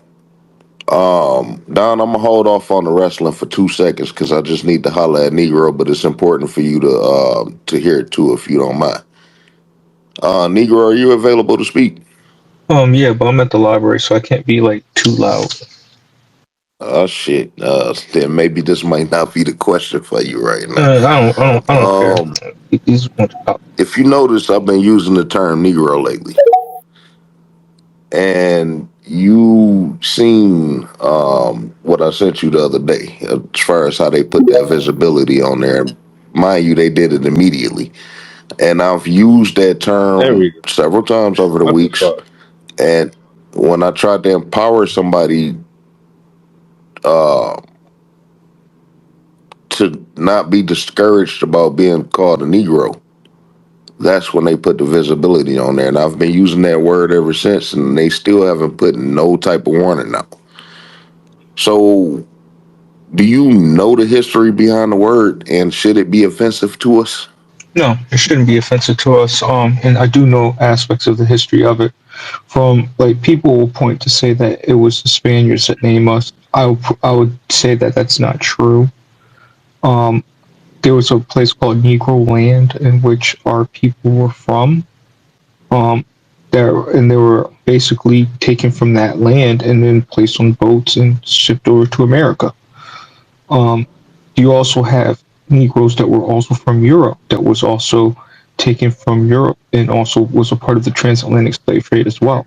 So there's two different, I would say, lineages or admixtures that are part of ours that's mixed in with the indigenous bloods. That's for some of them. I don't have any indigenous blood like that, so I don't claim that, but there are people that are in our community that is. And that's how we have amalgamation of what we have today. So, you prefer Negro for yourself? Right? Yeah, I prefer it in an academic setting strongly, even more so now. Let me show you a post. And I'll give an example. Give me 1 second. Okay. There's a young man that I sent a very not so happy letter to the school about this because it was unacceptable. And I'm gonna post. You mind if I post it up in your jumbotron? Yeah. Okay. You got it. Okay.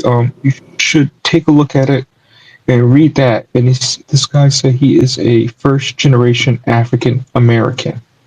This is the reason why I use Negro. I look at Negro as the ultimate delineator when it comes to these type of talking. What did I just say, y'all? It only makes sense. So I literally just said that, and without a thought, because it only makes sense. Especially with this war about the word black. How do you feel about the word black when it comes down to us?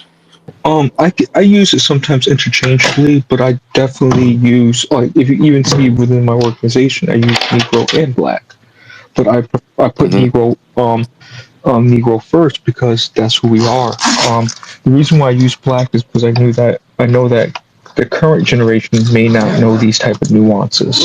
So it's my job as an institution to educate my community on those type of things. Now, I know you follow Tariq as well, right? Yeah, I like the brother. I was in his space yesterday. It was freaking hilarious. Yeah. Tariq, Foundational that's right. Black American, for us to use that type of identity, and I understand it, and I don't mind applying it and using it. How do you feel about that? Compared to Negro? I wouldn't use it and compare it to Negro. I wouldn't compare it to for Negro. The reasons why is because it introduces the Native American aspect, and that's what was used to take the reparations California task force. So it introduced the other admixtures, and sometimes the admixtures think that they have more say than the actually people who have that straight blood descendants, the stock blood. Okay. Last one. Black American, without foundational. I use it. I use it because that's what's on my driver's license and stuff like that. But more and more, I'm trying to drift away from that based on what has happened with the co-op and people cosplaying. Nobody doesn't want to be a Negro, but everybody wants to be black. You get me? Yeah. So, like, Africans, Caribbeans, other melanated people around the world, they do not identify as Negro, right?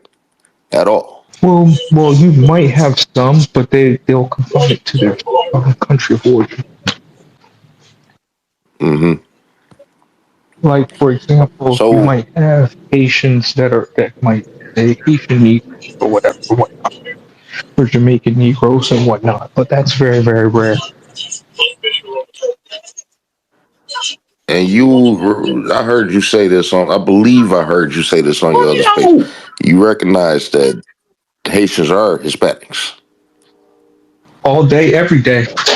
They sometimes are defined as Latino due to the fact with their proximity, and I'll go so far as to say that they're even confused because they're not accepted by the Latino populations or the Latino diaspora, or however you want to define them. They're not accepted, so they don't want to. They don't want to be with black, but that's what they categorically are. So it's like almost like a mind F. And that's the same thing what I observed with some Dominican republics. Like you look at Sammy Sosa and other extreme cases like that.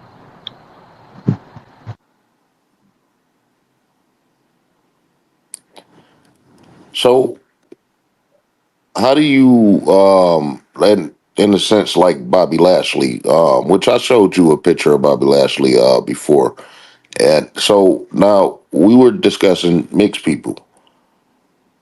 Mixed people go into the POC category. People of color. They have no allegiance to any other and that by proxy they'll support white supremacy because they're POC.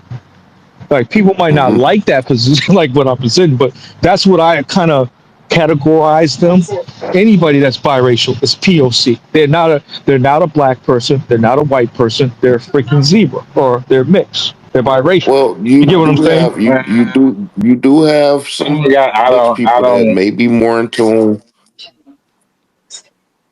Go ahead, Doc. I got mixed. I'm FBA all the way, but I got mixed people in my family. But and they they they ain't none of that coon shit going on. They more for the So black are you cause than saying some like they black more people I in know. tune with Well, I can give you an example. You got Lord Jamar, right? Lord Jamar is a black American that has ancestry that's from another country. I think the Caribbean islands or whatnot. So when he gets involved in these nuanced conversation, he may not know all the ins and outs of those talking points. So he's echoing what we're saying, but he doesn't have the historical impact and understanding in the concepts. Another example is I worked with a woman at a job, right? She's black and Latino. I couldn't tell. She looked like she was presenting as a black American person, but this woman didn't even know what fucking chitlins were. All right, this how extreme it can get. So no, I don't claim no damn biracials. They got to hold their own nuts. That's something for their parents have to discuss. Not for us. Well, Nipsey Hussle changed that opinion on me. May have been. So you're going to point to an aberration out of a collective. Historically, biracials have undermined it, a lot of communities. Can even if you could point to that, biracial turncoating on the collective.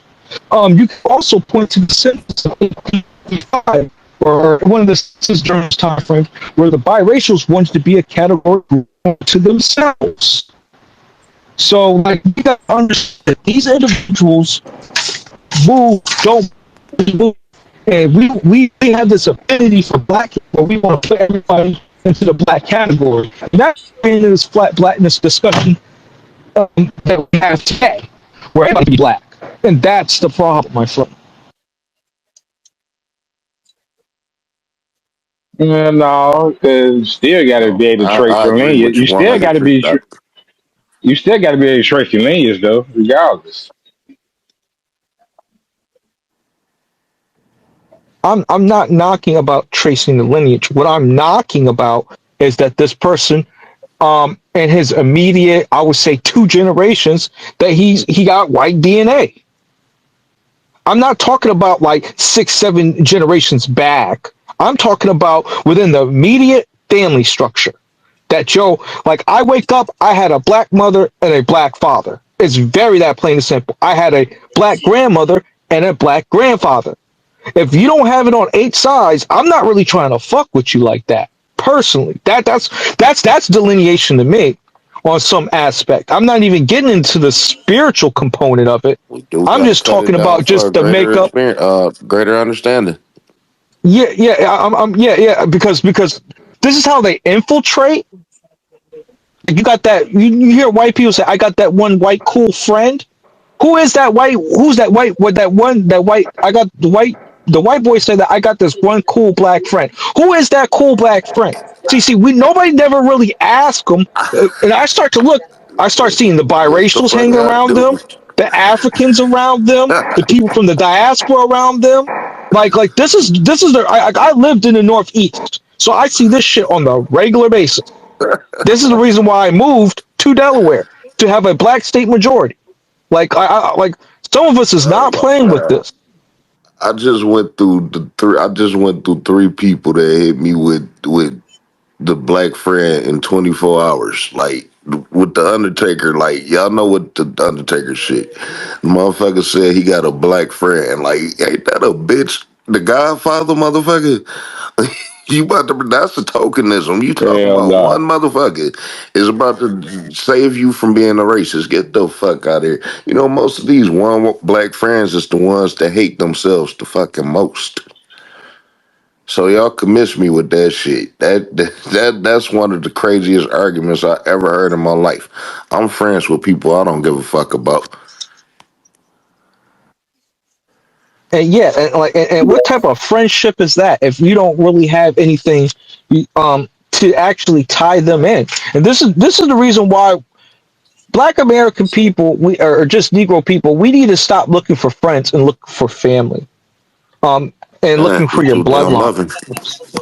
Yeah, we're way too forgiving in a lot of Say incidents, that and we last should part do better. again. Say that last part again. Way too forgiving and way too No, forgiving. look for what?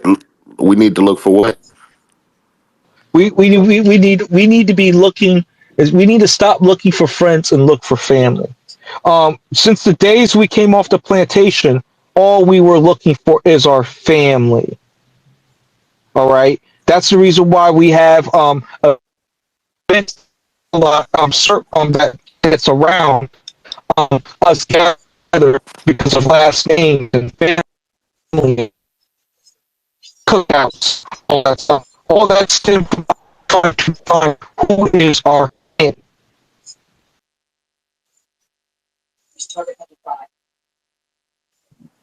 Sage, welcome to Wrestling with Racism. You got anything you want to add?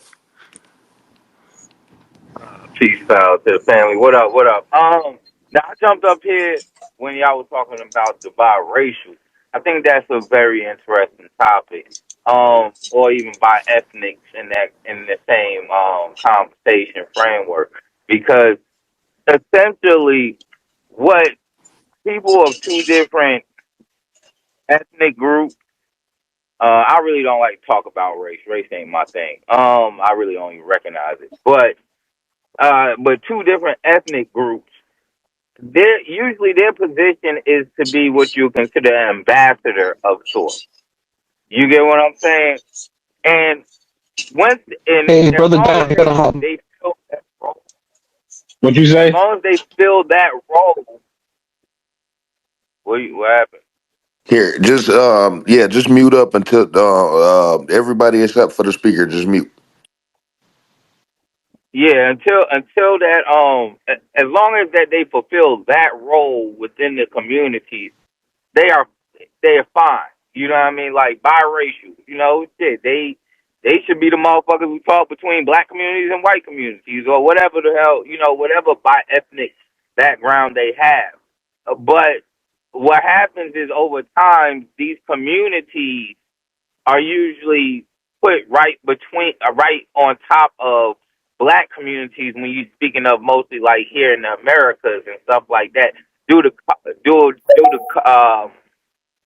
colonialism. So like when you look at like South America, Mexico, a lot of those Mexicans and shit, they bi ethnic. They started off as being bi ethnic, and they was usually more. They was treated better. Out in America, biracials weren't really treated better. Like they was to a certain extent once they started being able to really leverage their power as being ambassadors, but for the most part, because of the one drop rule here in America, well, at least in the U.S. specifically, it hasn't really. There was only points in time where it benefited them.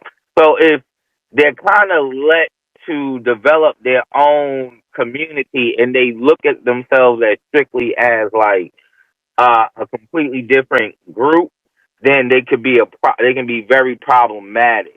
The major focus is not to really be having too many damn bi ethnic people in the first place. Like, you know what I mean? Like, I don't police other people's sexual proclivities. I don't give a fuck what you do personally, but you know, at the same time, like when you look at the Black American community, we majority deal with Black Americans. You know, you'll have the few here and there who'll marry an African or be fucking with the Caribbeans. You'll see the Caribbean mix a lot more because, you know, the Caribbeans are in the Americas.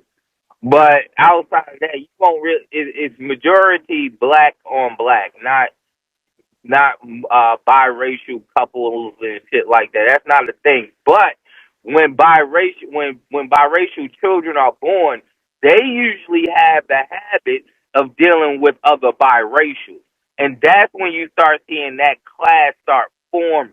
And it's happened quite a few times, even in our own history right here in the United States of America. That's why you got things like the Blue Vein Society and stuff like that. So it is very important, like what Negro Knight was saying. It's important to pay attention to that, but you can't let it get out of control. And the thing is, in America, especially here, because of the one drop rule, a lot of biracial culture, like people who are born biracially, at least in the past. Like I'm not talking about like current 50 years. You know, I'm talking about previous to 50 years. They have been more so cultured in the Black community, so they identify as Black, and that has been kind of it works. It can work for us. You get what I'm saying? But it's when they don't identify as Black or they identify as something different, and there's too many of them, it becomes a problem. So I think it is important, but it's a slippery slope because we're still within the paradigm of biracial people who do identify heavily as Black, and there are quite a few of them. There's a lot of them. And then we got the ones who identify as, you know, they biracial or they want to be white. You know what I'm saying? The want to be white is really the issue. The proximity they want to white supremacy is what you need to gauge. You get what I'm saying? Because that shit happens within Black and straight Black people too. Like that shit don't like there's a whole lot of sellout coon niggas and not niggas be way darker than anybody. Nigga, like you wouldn't be able to say this nigga had a cracker in his bloodline for at least 6 generations. You get what I'm saying? That nigga will be the first nigga trying to get the closest to a white supremacy. Sell your ass out. I tell niggas all the time, 1 out of every 7 niggas in the hood is a snitch. You get what I'm saying? So, you know, at the same time, I think we need to gauge their desire to be the proximity to whiteness, and I think that's how we gauge by racial in our community, because again, it's a slippery slope. Can I wait. Can I ask you a flip side of this? See, the thing is, other groups don't claim they're biracials. It's only Black American people that were forced to, and we never had a choice. That was government policy that was forced upon us for no reason. All right. So we have to look at it from the context of why do we have to accept somebody else's trash? And it's not indirectly. I don't want to call them trash, but why do we have to support somebody's polluted blood in our community? They're going to add a culture that we don't want. They're going to have issues that we not accustomed to. There's a whole lot of elements that is taken upon that's shouldered on our burden, but not on the burden of the other communities. Not to mention white folk. Not to mention white folk know how to utilize them people too. And on top of that, it's crazy because they won't publicly claim them. Everybody, this one dropper. What the fuck is this one drop rule? And when the fuck was this implemented? Mind you, that shit is done for. That shit's been done. That shit was outlawed long time ago. the one That drop shit dead. is fucking ridiculous. It's like white And folk mind just you, don't But want on their the flip people at side, all. though, you got straight black motherfuckers who more anti-black than other motherfuckers. You know what I'm saying? You gotta put that in perspective too. Like Them the motherfuckers straight motherfuckers black. that's gotta be the first ones to go. Listen, them the ones that they have to be the very first ones to go. Let me read something Crab in real the quick. bucket I'm gonna try to motherfuckers, find bro. it as quick as possible. Let me find this as quick as possible. Oh shit. Hold on. It's gotta be in my bookmarks. Let me find this really, really, really quickly. Oh, you know what? Nope. It's in my photos. Hold on one second. See, like I was about to say, It's an like absurd. my bad. Like I was about to say, like shit, like Nipsey Hussle. Shit. He was mixed, but he was down from FBAs more than a lot of the other FBAs out here. Employed FBAs, Well, you all gotta that you shit. gotta actually show that you're black first. And a lot of people don't show that. He shows that. And not to mention that the black was probably in his proximity too. So it's how well in tune you are physically with your people. And which people are you physically in tune with? Like I said, my mother's parents could fellowship with my father's parents. You know what I'm another saying? aspect of Nipsey that, like, yes, he is half reaching, right? But that's more of a push of what they wanted to push into the media to try to garner more support and more interest in him. But think about this, right? Yes, he was half reaching. His mother is Black American. He was raised in fucking Compton, right? So, I mean, culturally, groundly, you get what I'm saying? Like, he didn't live in Eritrea. You get what I'm saying? Like, let's be real. So, not saying, because Eritreans do have they're not really a lot of them in America, but wherever they at, it's a lot of them. A lot of them there. You get what I'm saying? Um, so not to say that he probably wasn't raised around Eritreans, of course, but his culture was straight Black American. So if you look at it from a realistic point of view, you know what I mean? Is mama black? Who he's gonna be around? Which grandma do you think he's So gonna you're see saying that his all the environment time? makes him black, sir? No, No. no, Like I'm I'm saying gonna his say that's a environment. water. Okay, I just wanted to double check because Follow me.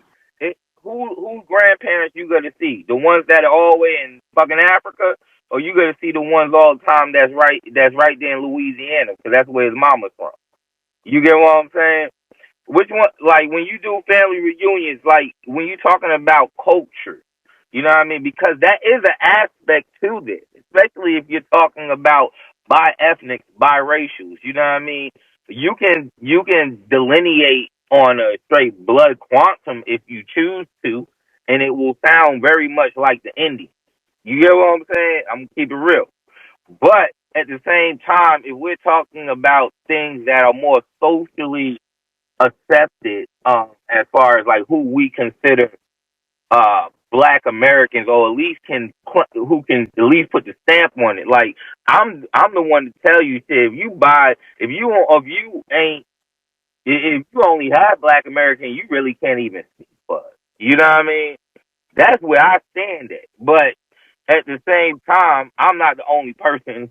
I'm not the king of a fucking lineage or a group, or I mean, a ethnic group. That's just my belief. That's where I stand on. But there's still going to be a spectrum from what we all might want to at least agree upon, right?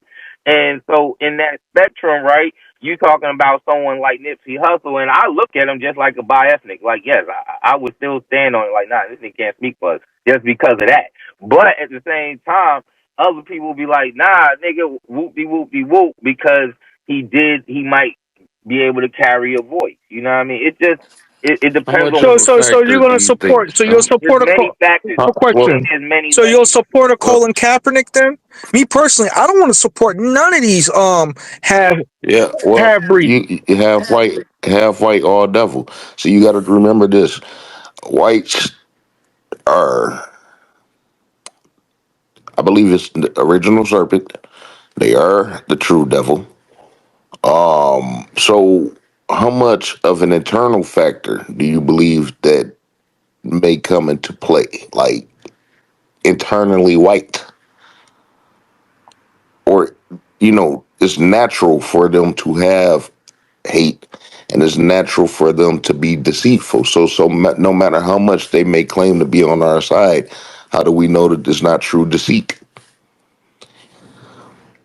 Is there any mixed leader that Americans has ever had beyond Malcolm X, who I mean, stood on business and made would it you really right by consider having American Negro children? would you consider Malcolm X? Well, I guess he was definitely biased. Yeah. He was raised. He was raised by his mother corrected her situation by having a Black American husband and children. Malcolm further corrected that situation by having Black American children. You know what I'm saying? Not to mention his work was directed towards us specifically. A lot of people don't have that mindset. A lot of mixed people tend to go white when it come down to producing children. I don't see a lot Patrick of mixed Mahomes. people marrying Black men or women. Yeah, Patrick Mahomes, Tiger Woods, fucking who else? There's plenty of them. I can't think off the top of my head right now. Do mainstream mixed people marry Black women or men?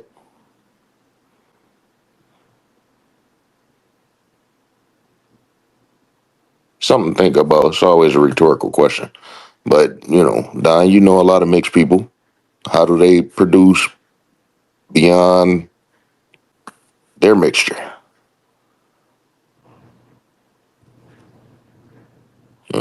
It's a delicate situation. It's a delicate situation. So I guess, it depends on who you know personally, but just off rip, if I find out that you mix, I don't know. It's hard to trust you. So, do anybody have biracials in their family? Yeah, I don't fuck with them. And my sister married outside her box. I don't fuck with her. I ain't talked to her in 10 years. And it's probably gonna keep on going. That's how real I am with this shit. Like why? Like I look at her as a Yeah, straight op. Like yeah, that's just yeah. that's just how I I got, roll. I got mixed people in my family, and my cousin married a white chick, but she ain't. But yeah, she cool. She My ain't no. uncle As far married as I a see, she ain't no white.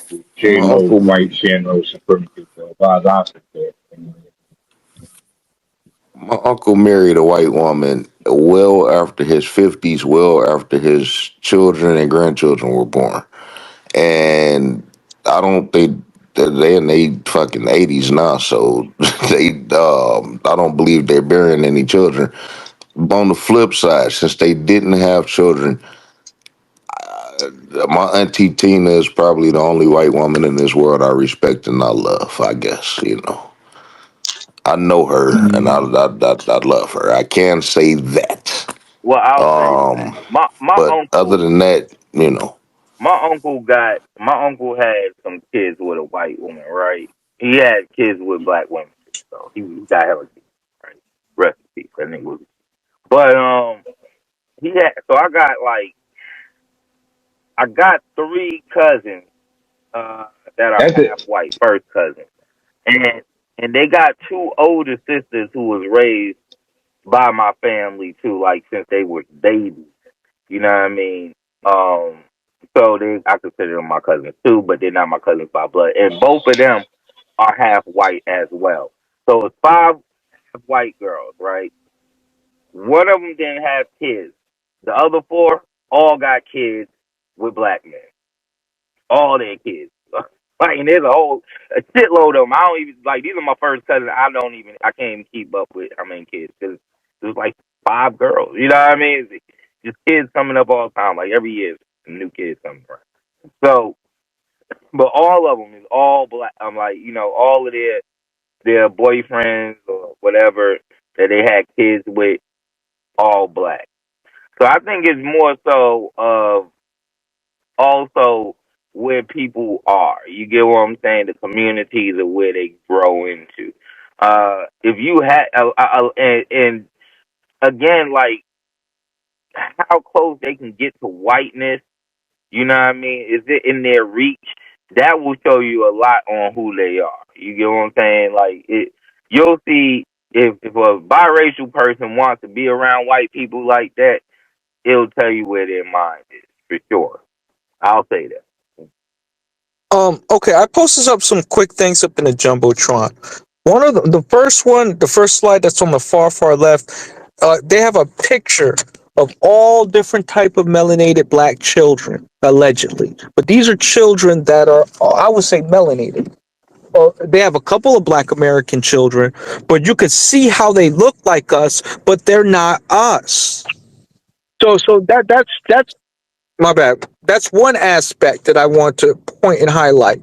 The other one is this Nigerian woman saying that she's black because of her condition, which is some cap. No, she's an Igbo. That is fucking Yeah, ridiculous. When I read that shit, she trolling. yeah. So this is the reason why I say the things I'm saying is to protect and to preserve our culture, because these individuals see value in blackness to the point that they want to steal it for themselves because they want our legacy and they want to be in America because they do not want to. My bad. They do not want to fix up the nation that they come from. So they'll rather steal something that don't belong to them. So this is the reason why I say the things that I kind of say. I know it might come across harsh, but it's coming from a very, very good place. 100%. And done. So just to get on the wrestling aspect, just 2 seconds. You know Soul Ruka, and you familiar with her. Apparently that's her father. I don't know if he's an FBA or not. Everybody popping up with dreads nowadays, so it's hard to tell who is who. Are you accepting this woman as you? Heck no. And if she's not verifying and saying that she's not black, then we need to accept them that they're not black. Oh no. Yo, She first of wanted to. all, her father looks biracial. She's openly telling people that she is black, not white. I never heard anyone try to describe it when we talking about these wrestling fans. I never heard no one describe her as white. It's black, one drop rule, black. I get into many arguments about this shit. Don, I'm asking you specifically. Does this woman represent you? Wait, who is this? I was playing the game. I got lost. Who is this? You talking about the That's young? You talking about the Soul younger Ruka chick from NXT. with the blonde hair in the back, right? Oh, Yep. Now oh, see, listen, I I'm ain't gonna really be big very on honest. I NXT would like that. definitely call her black. I wouldn't call her black at all. You can tell that she might be bi or maybe 1/4 black, because her father looks like he might be biracial. To keep He it looked all the like he way a might be thing, biracial himself. Yeah. he looked like he could be a biracial Jamaican. Don't forget, Bob Marley was biracial. Yep. He was That's still why a I go great. into these people Still a great background. artist though. Great. He was still a great musician, but he was biracial. Let's not forget that. Sage, I don't know if you're familiar with me. I followed you too. But check me out. I'm not sure if you're into professional wrestling, but my theme is wrestling with racism. It's not just relegated to professional wrestling, obviously, through this conversation here. Um, it's a certain demographic, but if you pay attention to the content that I have, it's viewing racism through the lenses of professional wrestling, so to speak. If you pay attention to the things that I say, it should be really easy to follow. You understand what I'm saying? So this woman is a professional wrestler who everybody, since they claim that her father is black, say that she's black and nothing else. My thing is, white folk do not claim their own people when it isn't convenient for them, no matter how light, no matter how dark. You know what I'm saying? It's amazing how we always have to take on the responsibility, and I wouldn't have so much of a problem with that if they didn't just completely toss them onto us. You understand? That's a major issue with me. To the point to where, you know, if this woman have any type of success, they accredit that toward me. The bitch don't even look like me. You know what I'm saying? The only person with that type of skin tone I can accept as an American Negro is Michael Jackson.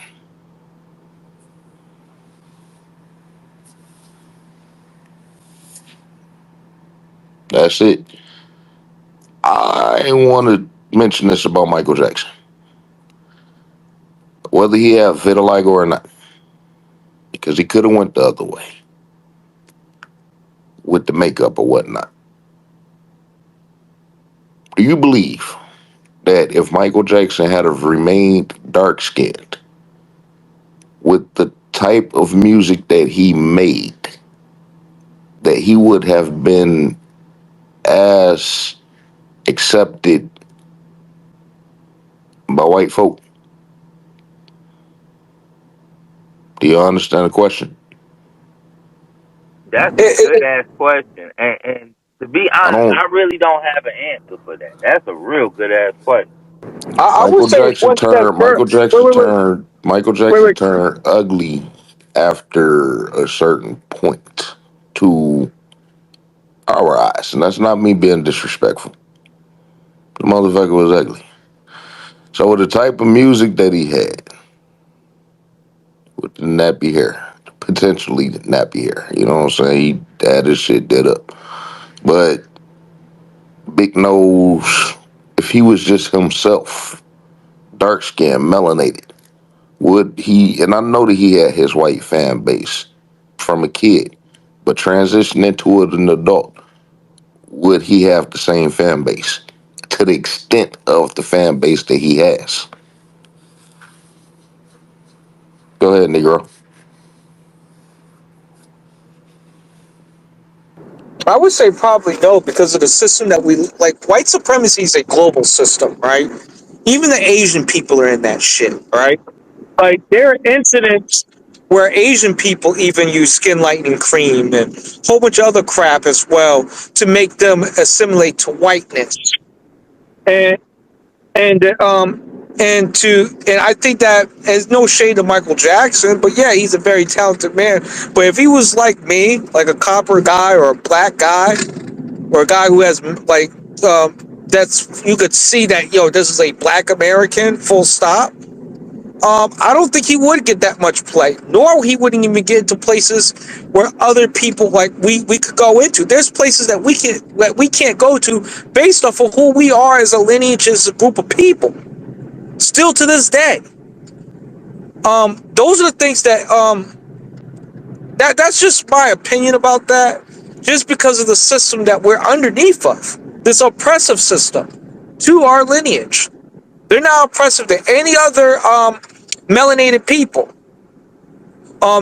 For example, Muhammad Ali, there's this video that y'all might have seen flowing around where Muhammad Ali was talked about that he was a heavyweight champion. He couldn't eat in this restaurant or whatnot. But these Africans, he said that there were blue blacks and they were able to eat at that restaurant. I just so happened to see that last week. Yes, it has nothing to deal with the race. Color has everything to deal with your lineage. And that's just... Malcolm acknowledged. I put a little clip of that specifically on my YouTube, to where he specifically acknowledged he had a forum with like 4 other guys. 2 of them was from Martin Luther King camp. And Roy Wilkins, James Farmer, Malcolm, and one of them was a Puerto Rican or Afro Latino or something and whatnot. I don't know. I talking. think all of them were Yes. American Negroes, but he was No, no, defending no, no, them. no, no, no. He had a debate. I know that he had a debate with this Afro Latino guy, and he was saying, and it was something in the guise of where he was trying to get Black American people. I forgot the context of it, but I have to go find it. No, no, no. Yeah. I got it. I'm about to post it. But no, literally all of them were American Negroes. But he were trying to say that those Puerto Ricans faced the same oppression as we do. He was an American Negro that he was talking to, but he was saying that in defense of Puerto Ricans. And Malcolm made it clear, like, if you were Puerto Rican, first of all, they didn't contribute nothing to this country like we did. And he said Puerto Ricans don't even come into the picture. And if people notice that, even if you are African, if they notice your accent or something like that, they would be more lenient on you. He was speaking of African. If you found out, or if you got a turban around your head, there he recognized that, he acknowledged that even in the 60s, that America's problem was specifically geared toward American Negroes. Let me see. I posted that about a month ago, so it should be right up in this range.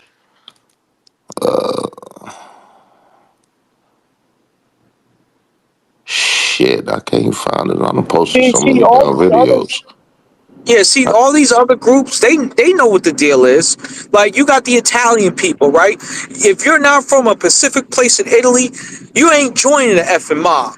If you ain't got it on both sides, see, it's always cute when white supremacy does this shit. But when black people do it, we get all this pushback, and we got to take other people's polluted blood into our community. Me personally, I'm tired of that crap because Tired of it. some of these, like some of these people are fuck ups. And why should we have to inherit somebody else's fuck up? Like, that's why I said they belong to that POC community. People of goddamn color. They that's what Hillary. That's what not Hillary. That's what Kamala Harris is.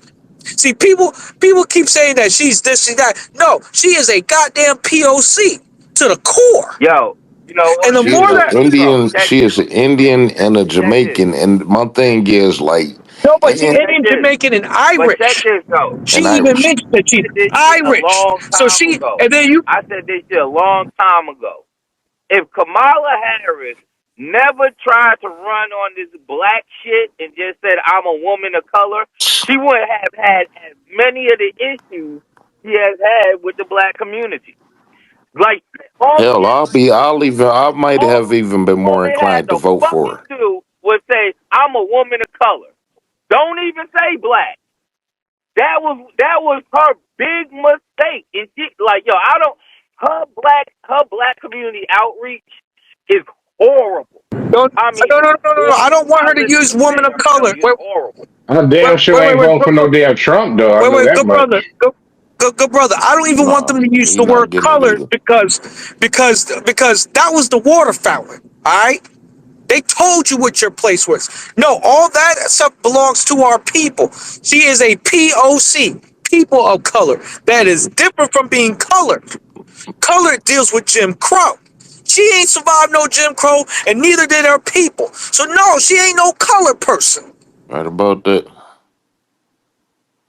Like, there's a big misconception in our community not really understanding our history and these terms and how it relates to us as a people and a lineage, and how these were applied to discriminate against us, to harm us, and to stop us from getting resources and stop us from being successful in this land that we built. So, So no, she's a person of color. speaking about Full them stop. taking things, speaking about them taking things out of school, school will not have you. Never had us distinguish the difference within ourselves. So, if we are ignorant to history, at least we should be intelligent enough to know that we are not the same as other melanated people around the world, and at least we can instill that into our children as And well. wait, I'll give another example. This is the reason why that chick Tyler got all that pushback and that smoke when she was using that term "color." Like she Mhm. was using Oh a term shit! that He was using a term and a concept in South Africa with the intentions of to disrespect and to destroy a concept that was placed on a group of people. She was trying to whitenize that. She was trying to change the definition to fit her narrative in an American country. We're not in South Africa, lady. We're in America. And this is how it went down. She want to say something different. So that's where I'm kind of like these nuances. We need to get it together and understand that there's people that want to have our culture. Hell, if they could take the skin and our blood right off our backs, they'll do it. Just to get our reparations, just to get the inventions, just to get anything that we accomplished. And I think the further that we understand how cruel these people would be, I think the better off we'll be as a That's people. the fucking key right there. God damn. Because it didn't never stop. And apparently people need to see it in front of their fucking face. No, these things happen. And you need to try to avoid it before it touches you. God damn it. Forgot what the fuck I was about to say. These are some fucking horrible people. Fuck. What did you say right before then? I had a specific question. I was talking about Tyler, that little singer girl that said, No, after that, it's all within the last paragraph. talking about that they'll want to take our blood and our skin. Like I'm gonna give I'll give you another example. I had a friend that was black and Dominican, right? And I really had a big gripe. Every time I saw, like, he's a cool brother, but sometimes he be ganging up on the sisters, disrespecting black American women, and he felt That comfortable became doing so that. easy to do. That became Yeah, so yeah, easy yeah. to And do. it got to the point that I had to check this brother. I'm like, yo, you're not really from the lineage like that, brother. You are half and fucking half. You speak another language. You like slow your roll. Like, you don't understand. Like obviously you don't. And he always want to talk this black and brown shit. Is niggas like that? Like, I love the brother. But I know that, hey, I can't trust him with a goddamn thing when it comes to Negroes and Black American issues. Like, this dude will sell me the fuck out. And like I said, these people he said, well, I'm gonna just use blackness to empower me, and then after that, fuck it. Like my culture, my lineage is like a goddamn cult for these niggas. So I know what I was gonna ask you. Speaking of reparations, and I don't think that you was up here when we was talking about that. You know, a lot of people talk about the economical aspect, the cash aspect of reparations. Where do you stand on land and tools, transportation? Um, why do you believe that isn't brought more to the forefront in these discussions? The reason why the land is not brought up as much, I'll respond to the land. You said land and tools. Yes, I mean the way I figure tools, let's say buildings, just leaving everything intact as we separate. I think that's I'll start off with the land first. The reason why some people are not as motivated by the land, even though we know that in theory, like, based off historical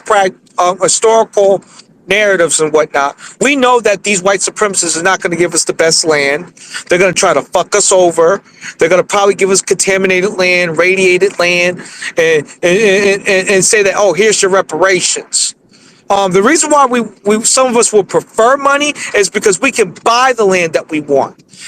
We've seen what they have done with that Jones's Beach, I think, in California. I got to cut you off on that. I got to cut you off on that because essentially we'll be paying for what is ours anyway. Like, you know, the land that they give us, we can utilize any way that we want, even if it's contaminated or not. But I'm not dismissing cash with land. All of that is a package that goes together. So with me wanting to bring land to the forefront, that's not me dismissing cash at all. No. We need money to cultivate that land to make it useful. So, But like, either, yeah, we I need. think I think the reason why people don't bring they bring I would frame it like this. They speak more so to the cash aspect of reparations is because that's where the most pushback comes at. Like anytime you bring up reparations, people instantly be trying, like people that are against reparations or they trying to sideline it, try to figure out the best way is mostly to not give niggas money. It's like, hey, you know what? We can give y'all want 40 acres and a mule. They'll bring up shit like that. So just in conversation, because the cash aspect of reparations is usually the one that's mostly pushed back on. That's why that conversation happens more. However, I'm pretty sure all the reparationists, people who've been really into the reparations for these many years or is actively doing things in frame of reparations, have had thorough discussions on land. But the land would be pretty much, I would say it would probably go fairly much like this, where you will get grants and you will have to find the land you want. You know, if that's the case, if they're trying to just give you land for you to what you would consider develop. However, there's other ways that they can give us land. They can give us land people are already living on and give us, and we now own that whole area. It could be a whole city, all them taxes, you know, everything. There's many ways that you can, you know, we can get the land going. You know, there's a lot of conversations in that area. can But you imagine how much pushback we would receive if we were to demand land more prominently? Like I think white folk lose their mind more over that than the actual money. they would. In reality, it depends on how the land is going. You get what I'm saying? Like white people will go crazy if it's land that they already got. Like they have to give up their land, and you already know they got all the best land. And you get so if they got to give up their land, that's Mm-hmm. one thing. Now if they can just give us land that they don't want, that's another conversation. You feel me? So it depends on which way we're talking about it, if that makes sense. Yeah. I'm gonna give it about 20 more minutes, then I got to get ready to shut it down. So just about 20 more minutes. Hazardous am I pronouncing it right? Yeah, it's hazardous, bro. Anything you want to add? No, I wanted to listen, but I just wanted to say I appreciate you, bro, for understanding. You know, Brody was calling, so I had to tap out. But Yeah. I always appreciate the conversation, bro. Yeah, I'm gonna add in after the next speaker. I do got something to say about what he just said, and not even in disagreement, more in consignment. So, but that's all, though. That's all. I appreciate you, All right. Brody. Let's just try to keep it all within 20 minutes. And I appreciate you for sure, and your insight, your input. But you know, let's just try to keep everything within 20 minutes. Negro. Oh no, I ain't got nothing to Or say. I'm sorry. Real quick. Mike and Chad, if y'all got anything y'all want to add.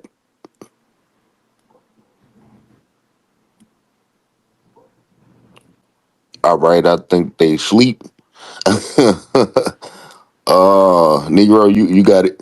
I'm right here. I don't really have that much. I was going to respond to what other people were saying, but I did go out. You got it.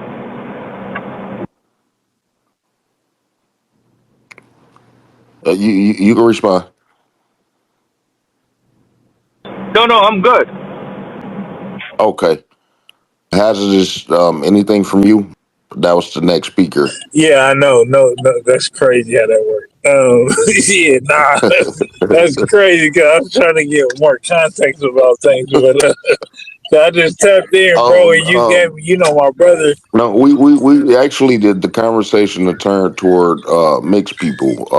How do you view or classify mixed people?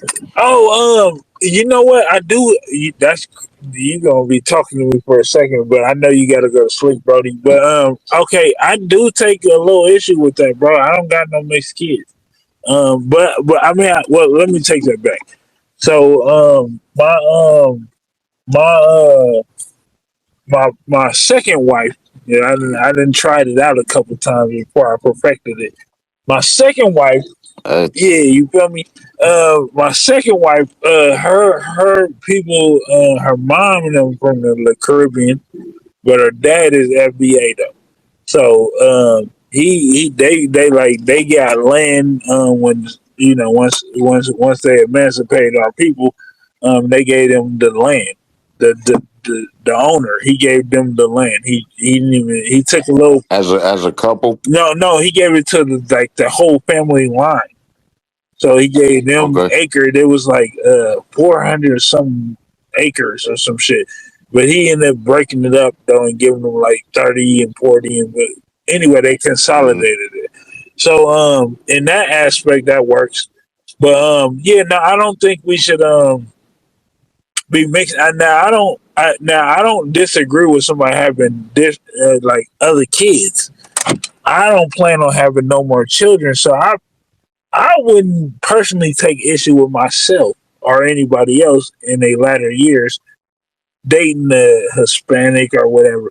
But if you when you're in the middle of the call, like my kids, it's a space on here you can hear, and my daughter speaks and stuff. And it's a Kenyan dude trying to get. I assume he was trying to get citizenship. Now he could have been a good dude. I don't know.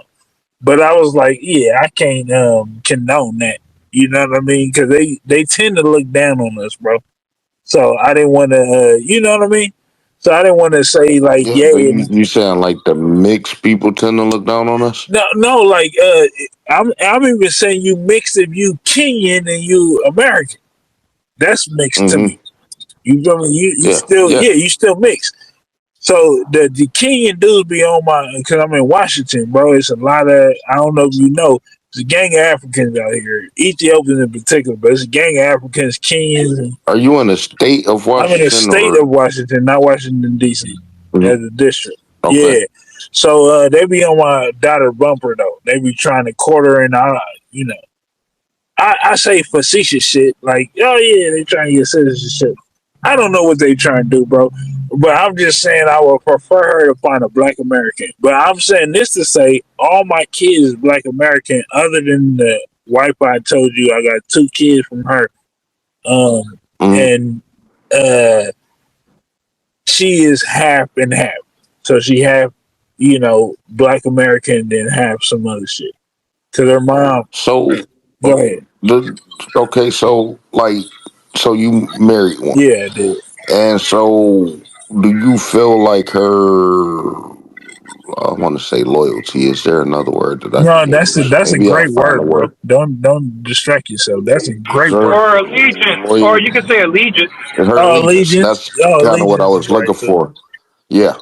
Is her allegiance with She Black feels she American FBA. or That's what she rock with. Like right now, she be on she be on Tariq's. She be on everybody's stuff. she don't jump on no type of Yeah, coon no, shit? she like I'm black American, and that's what she feel. But she have to. You feel me? So you know how we do, and a lot of us though too. We got to know this too, bro. This is a segue. We got to stop saying like, oh, because you got a hint of black in you. That's why. That's why Kamala That shit Harris is go in, terrible. bro. Cause we got. That shit is fucking Yeah, that shit horrible. horrible, bro. We gotta stop That saying one shit like, drop yeah, rule because it's like that's some slavery nobody want shit, to bro. take They said it in accountability. slavery. Well, actually, see, with Kamala Harris, that don't even work because, Yeah. again, her father is Jamaican. In Jamaica, they never No, had her the father one is drop Irish rule. and some Drop other rule. shit. But hold on, just follow. The one drop rule only exists in the United States of America. So her father was never Negro to begin with to even try to claim to be black because he himself was already multiracial or biracial, whatever the hell you want to call it. He wasn't just one thing. And in Jamaica and all the other islands, they never had the one drop rule. Well, I'm trying to understand this one drop rule thing. Is that something official, or is it something that we came up with, or somebody else? They It's came a from government policy. Wait. I'll explain. It's a government policy that was instituted in slavery because what they were trying to do was these slave masters were out here effing our women, right?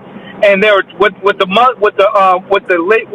lineage was trying to do was protect their property rights, so that these biracial people will not have ties to the heirs of white society, in layman's terms. So that was the reason why. Yes, sir. So does that stand today? To a certain extent, one could strongly argue that, yeah. Socially, but it's illegal. But not legally. Not legally. Well, that's what I meant legally. No, it's not. It's not legal, bro. But we follow suit. That's Negro. Is that you, crazy. bro? Yeah, I can hear your voice. Is that you? Yeah. That's me. Okay, all right. That's my boy. But it's not legally binding, but they use it as a way to circumvent our prosperity. So. And the goal, and then also the goal is that one drop rule is to make black people, the goal is to make black people a welfare caste system group, right? And what would you do is deprive them in different ways, even socially, so that other people will not want to do business with you. That's just the harshness of. That's what I've always. But that's what I have always believed that it was. I never really took the time to sit down and research the one drop rule, so I didn't know if it was something that we came up with or society came up with, or was it actually legislative. But I've always figured what you just said is the reason why, and I hate that it's so accepted amongst us even to this day. Yeah, we gotta stop riding. We gotta stop riding with that shit. But it's us who perpetuate it, bro. To be, you know what? It's certain shit, bro. I don't be wanting to say. I just realized it's being recorded. We still use these racial class categories, and that's why it still can permit up till today. And even worse, today you can self-identify, so it don't even fucking matter what the hell you are. You can claim whatever you want, and it's not illegal. No, they want us to believe you can racially self-identify at least. I'm gonna get K up here. I'm gonna get K up here just real quick before I do, because I don't recall ever filling out a census form or nothing. So, how do census classify black people? Like, how are they counting this? Okay. Hey, thank you for welcoming to the space, HB. I appreciate it. What up, Keo? Hi, everybody. Yeah. Welcome. Keo, if you don't stand on Indian business, I'm gonna put my foot up in your John Brown high and pot you your man. It's I wanted to clear something up because I was trying to figure out where that one drop rule come from. And I need y'all to go back and understand that there's legislation that walk you right into it. It starts with the initiative, it starts with Manifest Destiny, Doctrine of Discovery.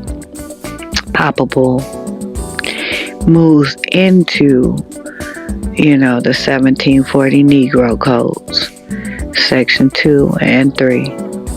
Then it moves on to Public Law 161. Then it skedaddles on down to your present day, what we know as one drop rule, right? So all of that go hand in hand. Kill the Indian, save the man is what it's called. And see, this isn't about no monetary nothing. It ain't about no damn paper. It ain't about no Africans. It ain't about shit, because Africans ain't got nothing to do with this land over here. They said when they came here, they want the land. And why should they increase the sons of Africa by bringing them into America when they could simply strip these lands of their Negro population, deforest, they didn't make room for themselves. The plan is to take your land. They don't give a fuck what you call yourself. You can call yourself Timbuktu if you want to. As long as you don't call yourself no Indian, they don't give a damn. You can say you are a bird, and they know good and hell well you ain't no bird. You can say you are a rabbit. You can say you're a giraffe, and they will accommodate you. You say you an Indian, they pulling out every resource to debunk you, talking about DNA and the black and the African and the slave ships that didn't exist. They be adding on to the shit. Yeah, that's because you can be everything but the Indian your grandma is. Because your grandma Indian, well, that made you heir to this here land.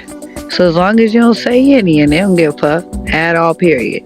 And so that's how we got here. But, shout out to the Urban Indian Heritage Society because through the fights of all of this reparation, Urban Indian Heritage Society was able to go into the OMB while everybody was fighting and force them to remove the quantifier from being an American Indian.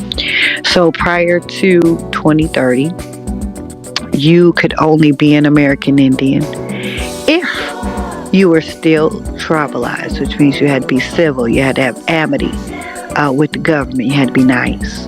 If you weren't nice, you could not be an Indian. That is a law. That's a law. Now, you can be whoever your grandma is, absolutely. So if you know Grandma Bertha Creek, then you going to write you down, use the Creek Indian. If you know Grandma Hattie Mae is a Choctaw Indian, she told you all your life, you Blackfoot, you Puspatuck, you Nusselman, whatever it may be, you can get to go on and write that down now without ever having to worry about being a member of a tribe. So now we don't have to pretend to be African no more. And you ain't gotta go through all them hoops and fucking, listen, man, type of shit that we gotta go through. Man, you ain't gotta go through it. So shout out to the Urban Indian Society because they did crack a code over there. I will say that. I'm still on that old shit, but still, shout out to them.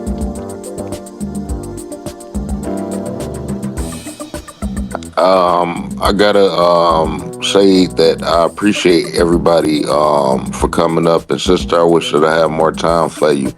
But we could stay in contact. I try to hold these spaces at least on Wednesday. Don't let wrestling scare you away. Rasslin With Racism speaks on all fronts. But does anyone have any final thoughts? Because I do have to get ready to wrap it up. Okay, I think that we all got this together. If y'all want to check it out, it is recorded. The first one, I got a very important speech that I read by Malcolm X that I think that all American Negroes should hear. I got a series of speeches over the last few videos that I did, but they kind of all over the place because I've been adding some other extra stuff in between on my YouTube channel. But if you subscribe, check them out, listen to them in continuity, you will see where I'm leading to. If you have anything that you want to discuss, you're more than free to DM me. Or if it's, something you want to publicize, talk to me. I'm available. So in the meantime, I'm just going to wrap it up right now. I appreciate everybody's time. Everybody had some great input. Follow each other. And, I'm going to end it like this. We must protect ourselves as individuals and protect each other as family. And as our ancestors stated to us plainly, we are one.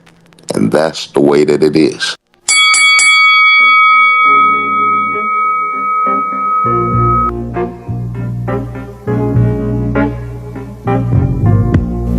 We here at Rasslin With Racism hope that each and every single American Negro enjoyed this edition of Rasslin With Racism, as we can assure you that wrestling with racism is not the easiest thing in the world to do. We here at Rasslin With Racism aim to exploit white truths. However, white truths isn't the easiest thing to live through.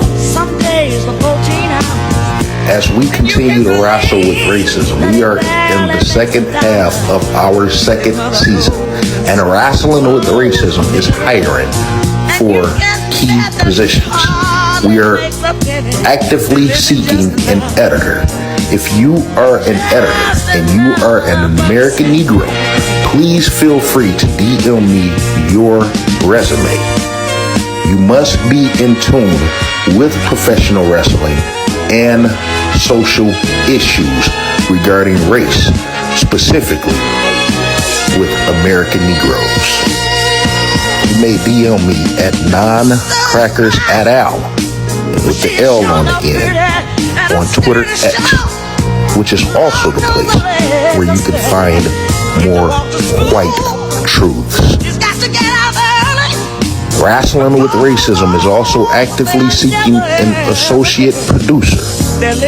Please DM me your resume if you are interested in the position. You may also DM me at non-crackers@al on Twitter X, which is also where you can find more white truths. To American Negroes, we encourage you all to voice your opinion on the state of professional wrestling and American Negroes' participation in professional wrestling on camera and behind the scenes, also in executive roles. If you would like to join HBK 400, Deportation 2025, the owner of a stolen gun, and our trusted, valued correspondents, Foundational Bearded American, and Duke CT from the Duke CT Lounge, feel free to DM me at non-crackers@al on Twitter X, which is also the place where you can find more white truths. It is important for our voices to become collective as we are truly facing erasure. American Negroes, take care of yourself as an individual and protect one another as family. As our ancestor, Frankie Beverly, stated plainly, we are one. And that's the way it is.